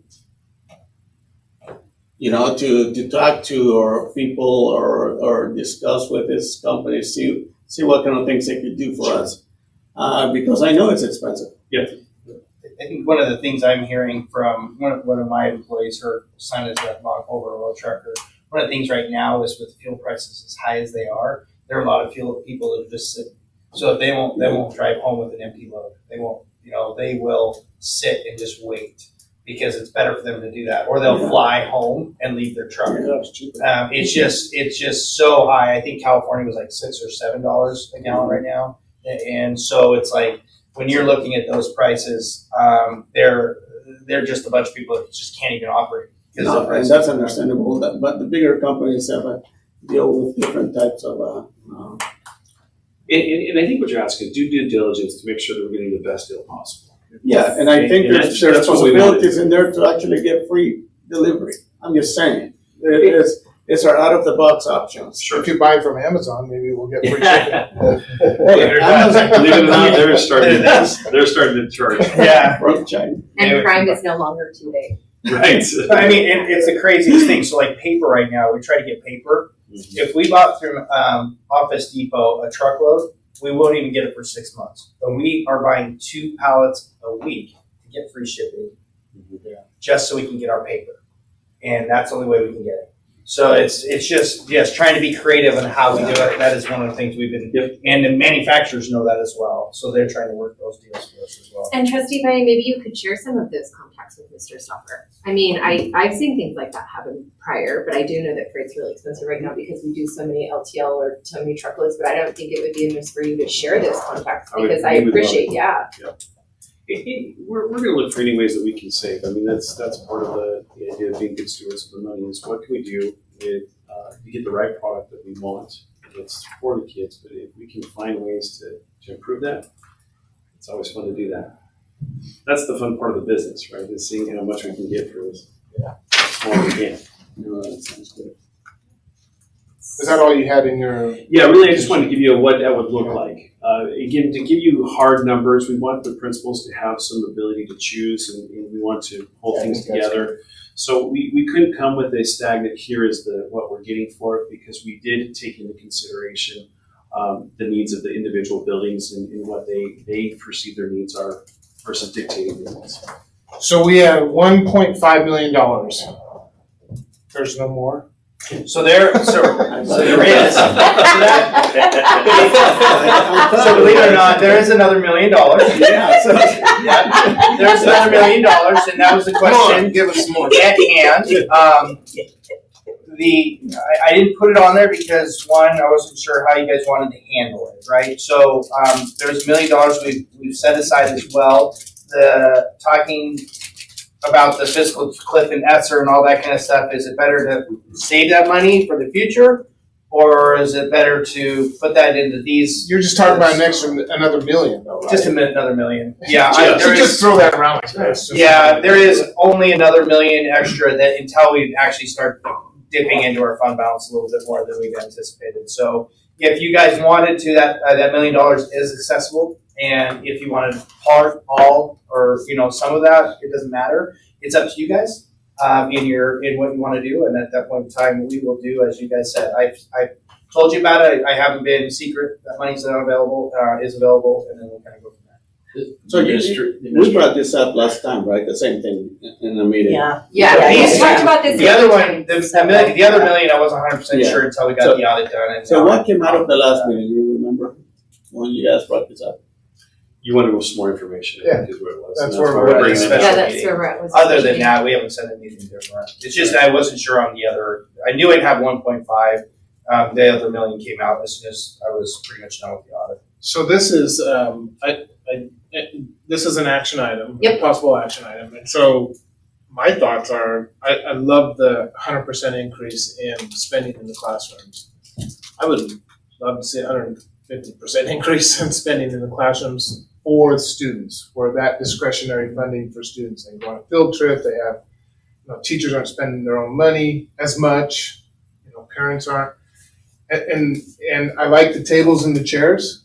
That's FF&E for me, and that's going to be something that's going to be used on credit. We've gotten this far since 2007.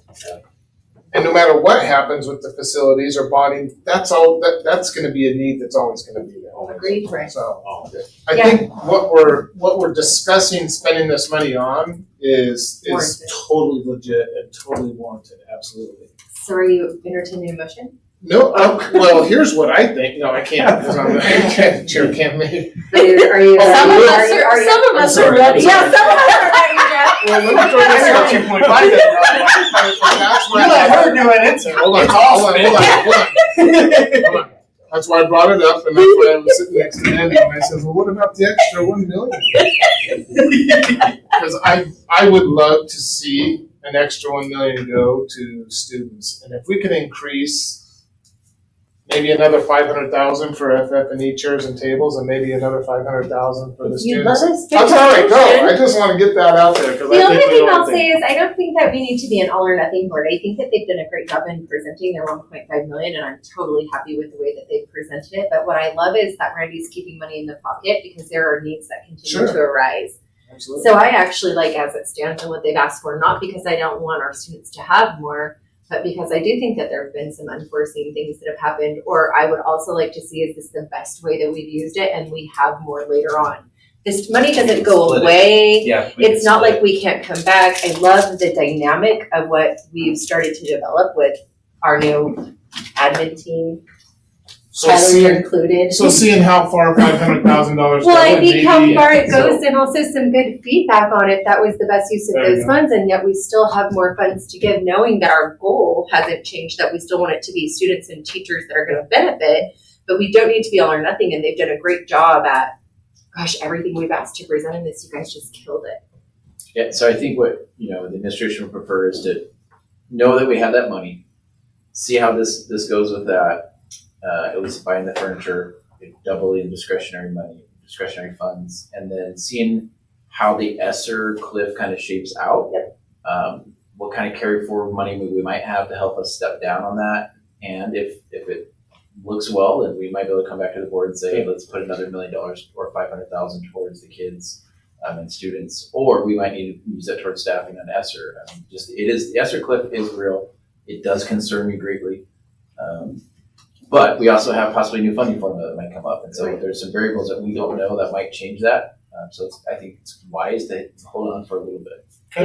So with that said, I have a question.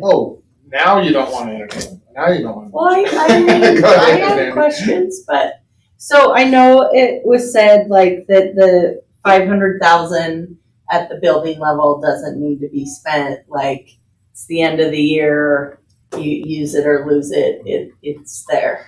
Can be carried over. Yeah, could be carried over. Yep.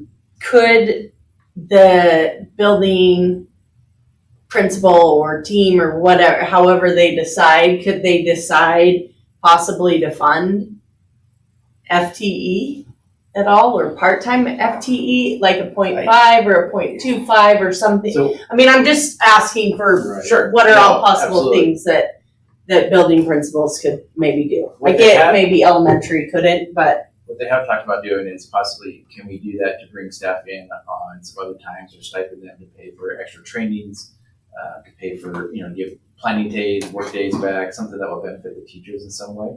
There's been some discussion that I was at a meeting today where that was a request possibly of wanting to maybe have teachers stay late to do some planning, provide them dinner or something for that while they do some of that, so they don't take that time out of the day. So there's some of that. As far as staffing, potentially some classified, probably. Certified, I think we'd want to be a little bit more careful because of the continued contracts, right, and how that Right. affects us. The reality is that it's really hard to find certified right now, so if you find a certified and it fits, we probably have the general fund just to pay for it right now because we have some unfilled positions at it. So I think it'll probably be a conversation that we have to do mostly with the principals, but I guess staffing's not out of the question with that.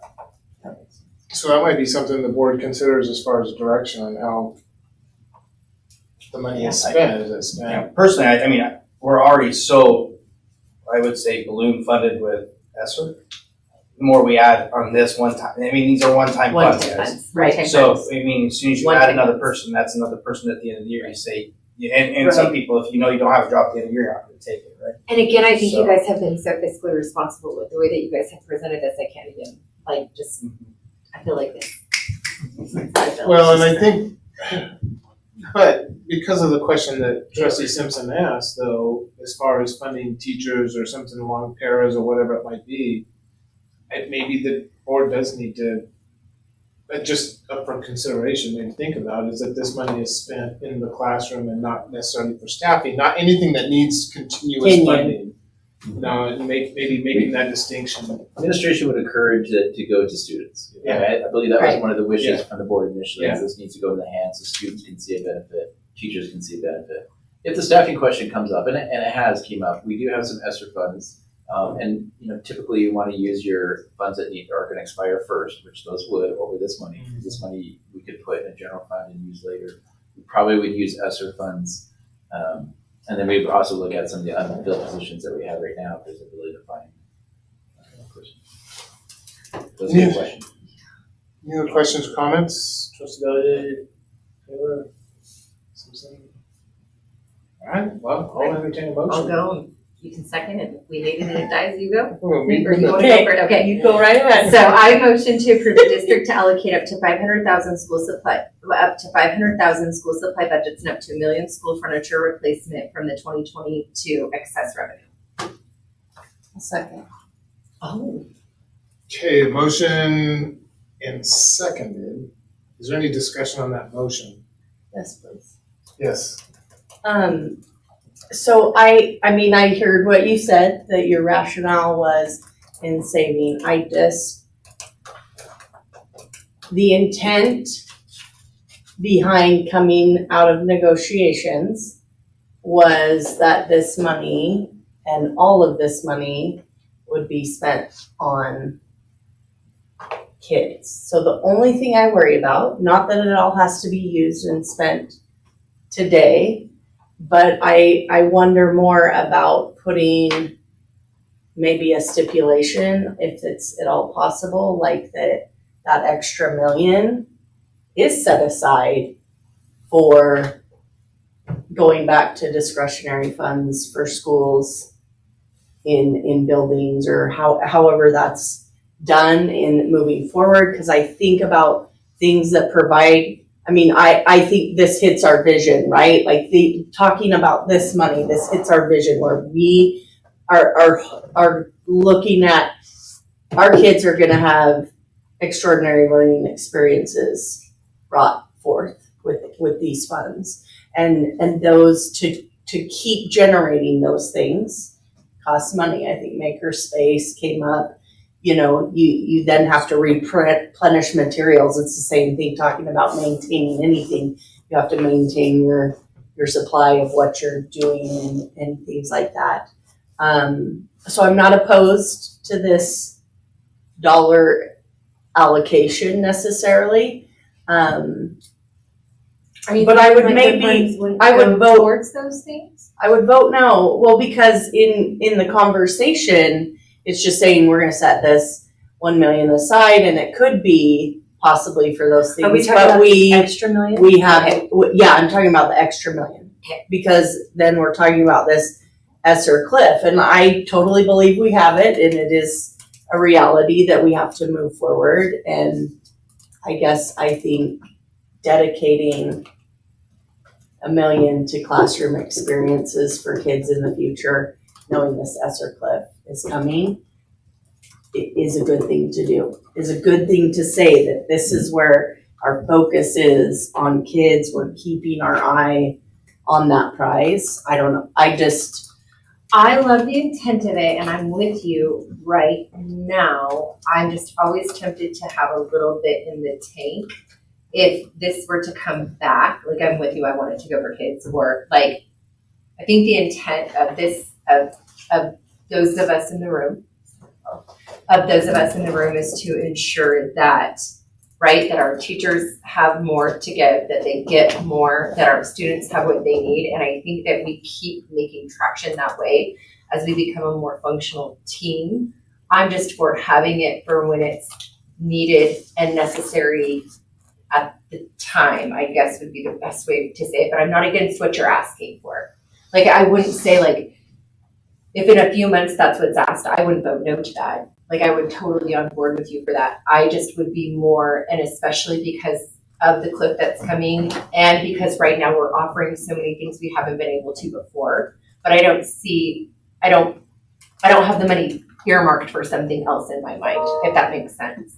Well, and I think that's what you're asking, or you're discussing, is Seeing, let's yeah. earmark that money, so Yeah, when the cliff does come, that money is gonna be used for students student and not expenses. for whatever. That's possibly 2 more years Yeah. of That, an Yeah. additional Almost another 33 per 500. kid. another 500 and Right, another I 500 mean, to make it's that what a I'm 3-year thing, and I seeing. could totally see something like that happening. And But go ahead, no, I Joseph. was gonna say, and I totally agree with that, except that if there's a need that comes our way or money is needed and we earmark this, we're not gonna be able to use that money for it. And I hate to lock ourselves up into something, Well- even though I know this is what we're gonna use it for. I disagree because, currently building principals get $33 per kid. But if there's money that's not there, this could guarantee for 2 more years that $33 exactly is gonna be there per kid, or roughly, depending on the number of students. And then that would free up 500,000 in I see what you're discretionary, saying. right? So Yeah, I'm no, I not totally see saying, that. I'm Yeah, I not can saying it see has to be used to double it. Right. I'm saying, You wanna make sure. I it's just wanna safe. lock it in and say these one-time funds that we discussed and we really wanted as a board to be utilized for kids, that we're really making sure that happens. And I mean, it's this board that But gets to make that decision. That's a So- different motion, right? Or do you- Well, it is. Yeah, but I think she just wanted to I talk wanted about to it. make sure I had a chance to Yeah, talk and I about wanted her to be able it. to talk about it too, because I'm not in disagreement of it. I'm just more for saying that I'm always for assuming that something else will arise, and I like to have money in the pot around me. One of the things I am concerned about with the rising prices, as much as you've gone to school specialties and then the next time came back and said, yeah, those are a little bit more than the last time I told. It would be kind of nice to have a little bit on the side to say, hey, you know how we said we needed $1 million? We might need like 1.2. Can we use like 200,000 of that $1 million as well? I mean, not until we actually get, because we haven't formally gone through the process of actually what furniture we need yet. It could be at $1.5 million, and it'd be nice to know that you guys are on board to say, you know what, come back to us if we need a little bit more money, and maybe we could allocate a little bit of that. That would be something I think would be helpful when we don't truly know the prices just yet on some of these Well, things. if you don't truly know the price, why are you asking for $1 million? You just Well, we want to That's the start thing, with $1 million. this is part of those one-time funds that us as a board said, we want to put in, and at the negotiation table, the negotiation team said, yes, we're gonna say, no, we're not gonna keep fighting over those, 2.5 million, because we agree, we want them to go into the buildings and impact kids. So I'm kind of trying to honor all of that, all of the things that, and the processes that we have gone through, and the people who are behind this idea, and trying to honor that in a way. And I don't think, to me, new desks and new chairs are important for kids, what you're sitting in and what you get Absolutely, to use. I mean, and kids are hard on furniture, absolutely. and you give them a ruler and they're gonna burn through and cut whatever chair you've so got, true. right? So And true. unfortunately, the kid the next year sitting in it gets hit, I mean, so what kids have to sit in, they're gonna know that this board finds them valuable and important, and we want them to have quality so they can learn. And I don't think necessarily that this other $1 million, to me, if we approve that and then Randy comes back, to me it would be Mr. Stoffer or Mr. Dewey come back in the consent agenda to update us, like, here's how many desks, chairs, whatever, but the cost was actually 1.2. And I'm with you in the sentiment. It's just that I don't believe it's if we hit a recession. I believe it's when And at that time, what our students need will change. It's ever changing. I just do not think that we are over post 2020 effects on economy. And so I like the idea of there being that cushion. I just do. And not at all because I don't like, I'm fully with you in sentiment and heart and everything that you said I agree with. It's just that it's coming and that clip is going to be so much more than people think. And just to seek Personally. clarification, the motion is up to, so that means if they go over that, They would have to We have to decide. cover- right, it wouldn't be a consent agenda Yeah. item. Yeah, we. Right, well, no, so I know with the Okay. current motion, no. Right. I'm breaking some rules and. It's okay, I just wanna make sure Share why everybody I, knows. why I may not be on board with this, totally get but it. wanted to get it out there. I just think if we do it this way, we've been good stewards of that money that we've talked about. We're releasing them to do that. And again, I feel like we're at a place, especially with the team effort in this room, that we would come back. And I think that Mr. Stoffer wouldn't be afraid of the ask. I don't think Randy's ever afraid of telling us what to do with money, ever. Never seen it. And I really appreciate too that I think that Superintendent Russell has been very much more vocal actually about what he thinks is needed and necessary. I feel like if they would have wanted us to really spend that, I should rephrase it. I don't doubt that they don't want the money spent on kids, but I do think that we have to continue to watch what it is that we have there and what has to be done with it. So the motion is to spend up to $500,000. So it was, so the motion was to take what was suggested. Actually, read the motion. So the motion was to approve the district to allocate up to 500,000 school supply budgets. So that 500,000 directly back to students and what they've asked for, and up to $1 million in school furniture replacement from the 2022 excess revenue. So, And it doesn't allocate or talk about that other $1 million at all. okay, and then it was seconded, so we're still in discussion on that motion. Do we need to, does this board need to direct the staff in how they're gonna handle, or how they're gonna allocate that money, or to just leave it up to building principals, or? I think you guys probably wanna call for the vote, cause their directive would be, they've already got a, After the fact, yes. once the decision is made, Correct. if it's I made. think you could also look at the current staff, and I think they've already thought about how to put it in place and also monitor it to keep it within the frame, since it was how they presented it after listening to previous meetings and attending them. Okay. Any other discussion on the Just motion? one more thing. Absolutely. I just want people to know that I wholeheartedly support this, but I'm voting no because I want Totally. to allocate more. I want to allocate Totally the full get it. amount. It's not that I don't want this money to go to buildings, so I want to make that very clear. So people know why I'm going to vote no, but I feel, Totally get it. the feeling right now is that it's going to pass anyway. Totally. I feel. You're such a pessimist. So I'm gonna vote no just so the Phil don't deserve.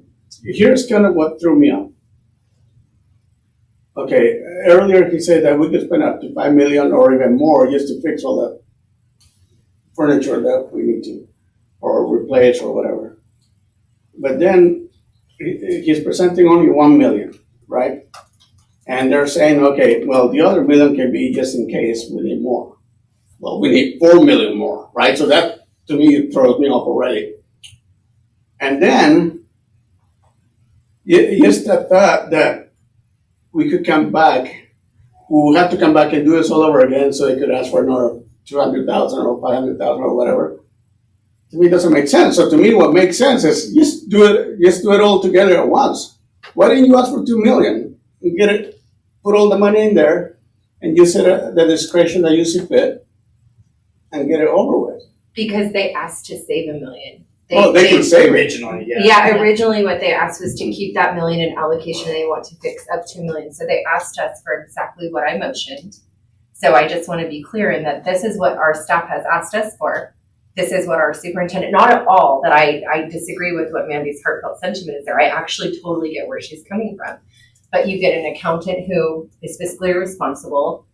If No, Mr. I'm not Stoffer, questioning. yeah, nobody questions. the check Randy's got ready to go. No, I had a heart attack when I was feeling it. Yeah, Mr. Stopper, who, if he had to, this wouldn't be the same process. They would come back and say, we need more. But this is what they felt that spec allocation was, and our superintendent who said, listen, that clip is gonna be large and we wanna be prepared for it. So they've asked you for exactly what, in my opinion, I motioned based on what our admin team has asked us for, because in my opinion, it's fiscally responsible. It is true to what we've asked. It improves the life of our teachers and students, and they obviously have done due diligence to determine what they need, and they're asking to save $1 million. And again, I don't believe it's if, it's when we are in a recession. I'm just throwing that out there. I just keep thinking though, either way, either Trustee Simpson or Trustee Taylor, we're gonna get to the same point. Totally. It's just what route you take. But how do you obligate the other $1 million? Yeah, it's how do you obligate it, and when do they bring it, and what is it that they may need to do with it? If they wanted it, why wouldn't they have asked? I will say right now that I'm leaning towards voting no, and I'm leaning towards another, sorry. This happened in the board work session. You guys can no longer sit. Yeah, no more board work I read session. the room wrong, I'm sorry, Margo. Let's vote. We have a motion and a second on the table, so all in favor for the motion on the table, say aye. Aye. All opposed? Nay. Nay. Or So nay? nay. So it didn't pass, so re-motion. Well, just Oh, like, sorry. okay, I have to make sure I have everyone's things. Okay, I'm good now. I said nay. I said Yes, aye first. But you meant nay. Okay, thank you. Totally I misread I it. was- It would have died no matter what. Yeah. Okay, Yes, I'm ready. Yes, 2 million or one. Okay, I will entertain another motion. I move the district allocates up to 500,000 for the school supply budgets and up to $1 million for the school furniture replacement from the fiscal year 2022 revenue. I also, Can we just say and? sorry, thank you, and the 1 million remaining from the fiscal year 2022 revenue be earmarked for either supply budget, building supply budgets, or school furniture replacement. And that is not what I had written down. I did make a compromise. Okay, so did you get that motion? So hold Sorry. on just a second. It's my motion. Yes. You got the motion? Yes. I have a second? I second. All right, it's been motion and seconded. Is there any discussion on that motion? I think this goes right with what we're trying to achieve. And it's all for the kids, and like everybody said, they need to have a good place to be. Furniture is part of the learning experience. I'm sorry, Marco, did you second it? Yeah. You did, Thank yes. you. Thank you. So that's why I'm voting for. And I don't disagree with the sentiment. I'll be voting no because I agreed and thought we should save $1 million, which we've already discussed and made clear. But I don't disagree with the sentiment of what the money's for, nor what I am assuming that I would have used it differently. Okay, any other discussion? All right, all in favor? Aye. Any opposed? Nay. Motion carries. Executive Thank you session, very much. Oh, This, executive possibly. so do we need to provide any direction? My only question is, how soon 300 do we million. need it? Why don't they update us in I'll writing? give you an update. Yeah. What if I wanna know before we're done here? Wait, Brad, What was the request? how quick can is this money It's a accessible? discretionary budget, see that in the discretion. Oh, I'm gonna put it out this week. All right, good. So the discretionary, that one's easy. Mine's The other one, we're gonna Mine's get more hard. involvement with principals. We're gonna Right. recheck some new chairs to see if they like anything different. This one- That makes perfect Yeah. sense. Okay. Yeah, but the discretionary is gonna go out, that's gonna go out this week, I promise. We've already said, if this comes out, I think we're gonna get out tomorrow. Awesome, cool. One of the things on my end, Thank just you. for Thank you. components, so much. the Okay, we the are. moderator put off Do you wanna go into the longer specific- before we see What time is it. it? So where you're gonna throw the. Yeah. those move as fast as I Okay, can. as long as it's 15 minutes, right? Okay, I think we just got that one quick.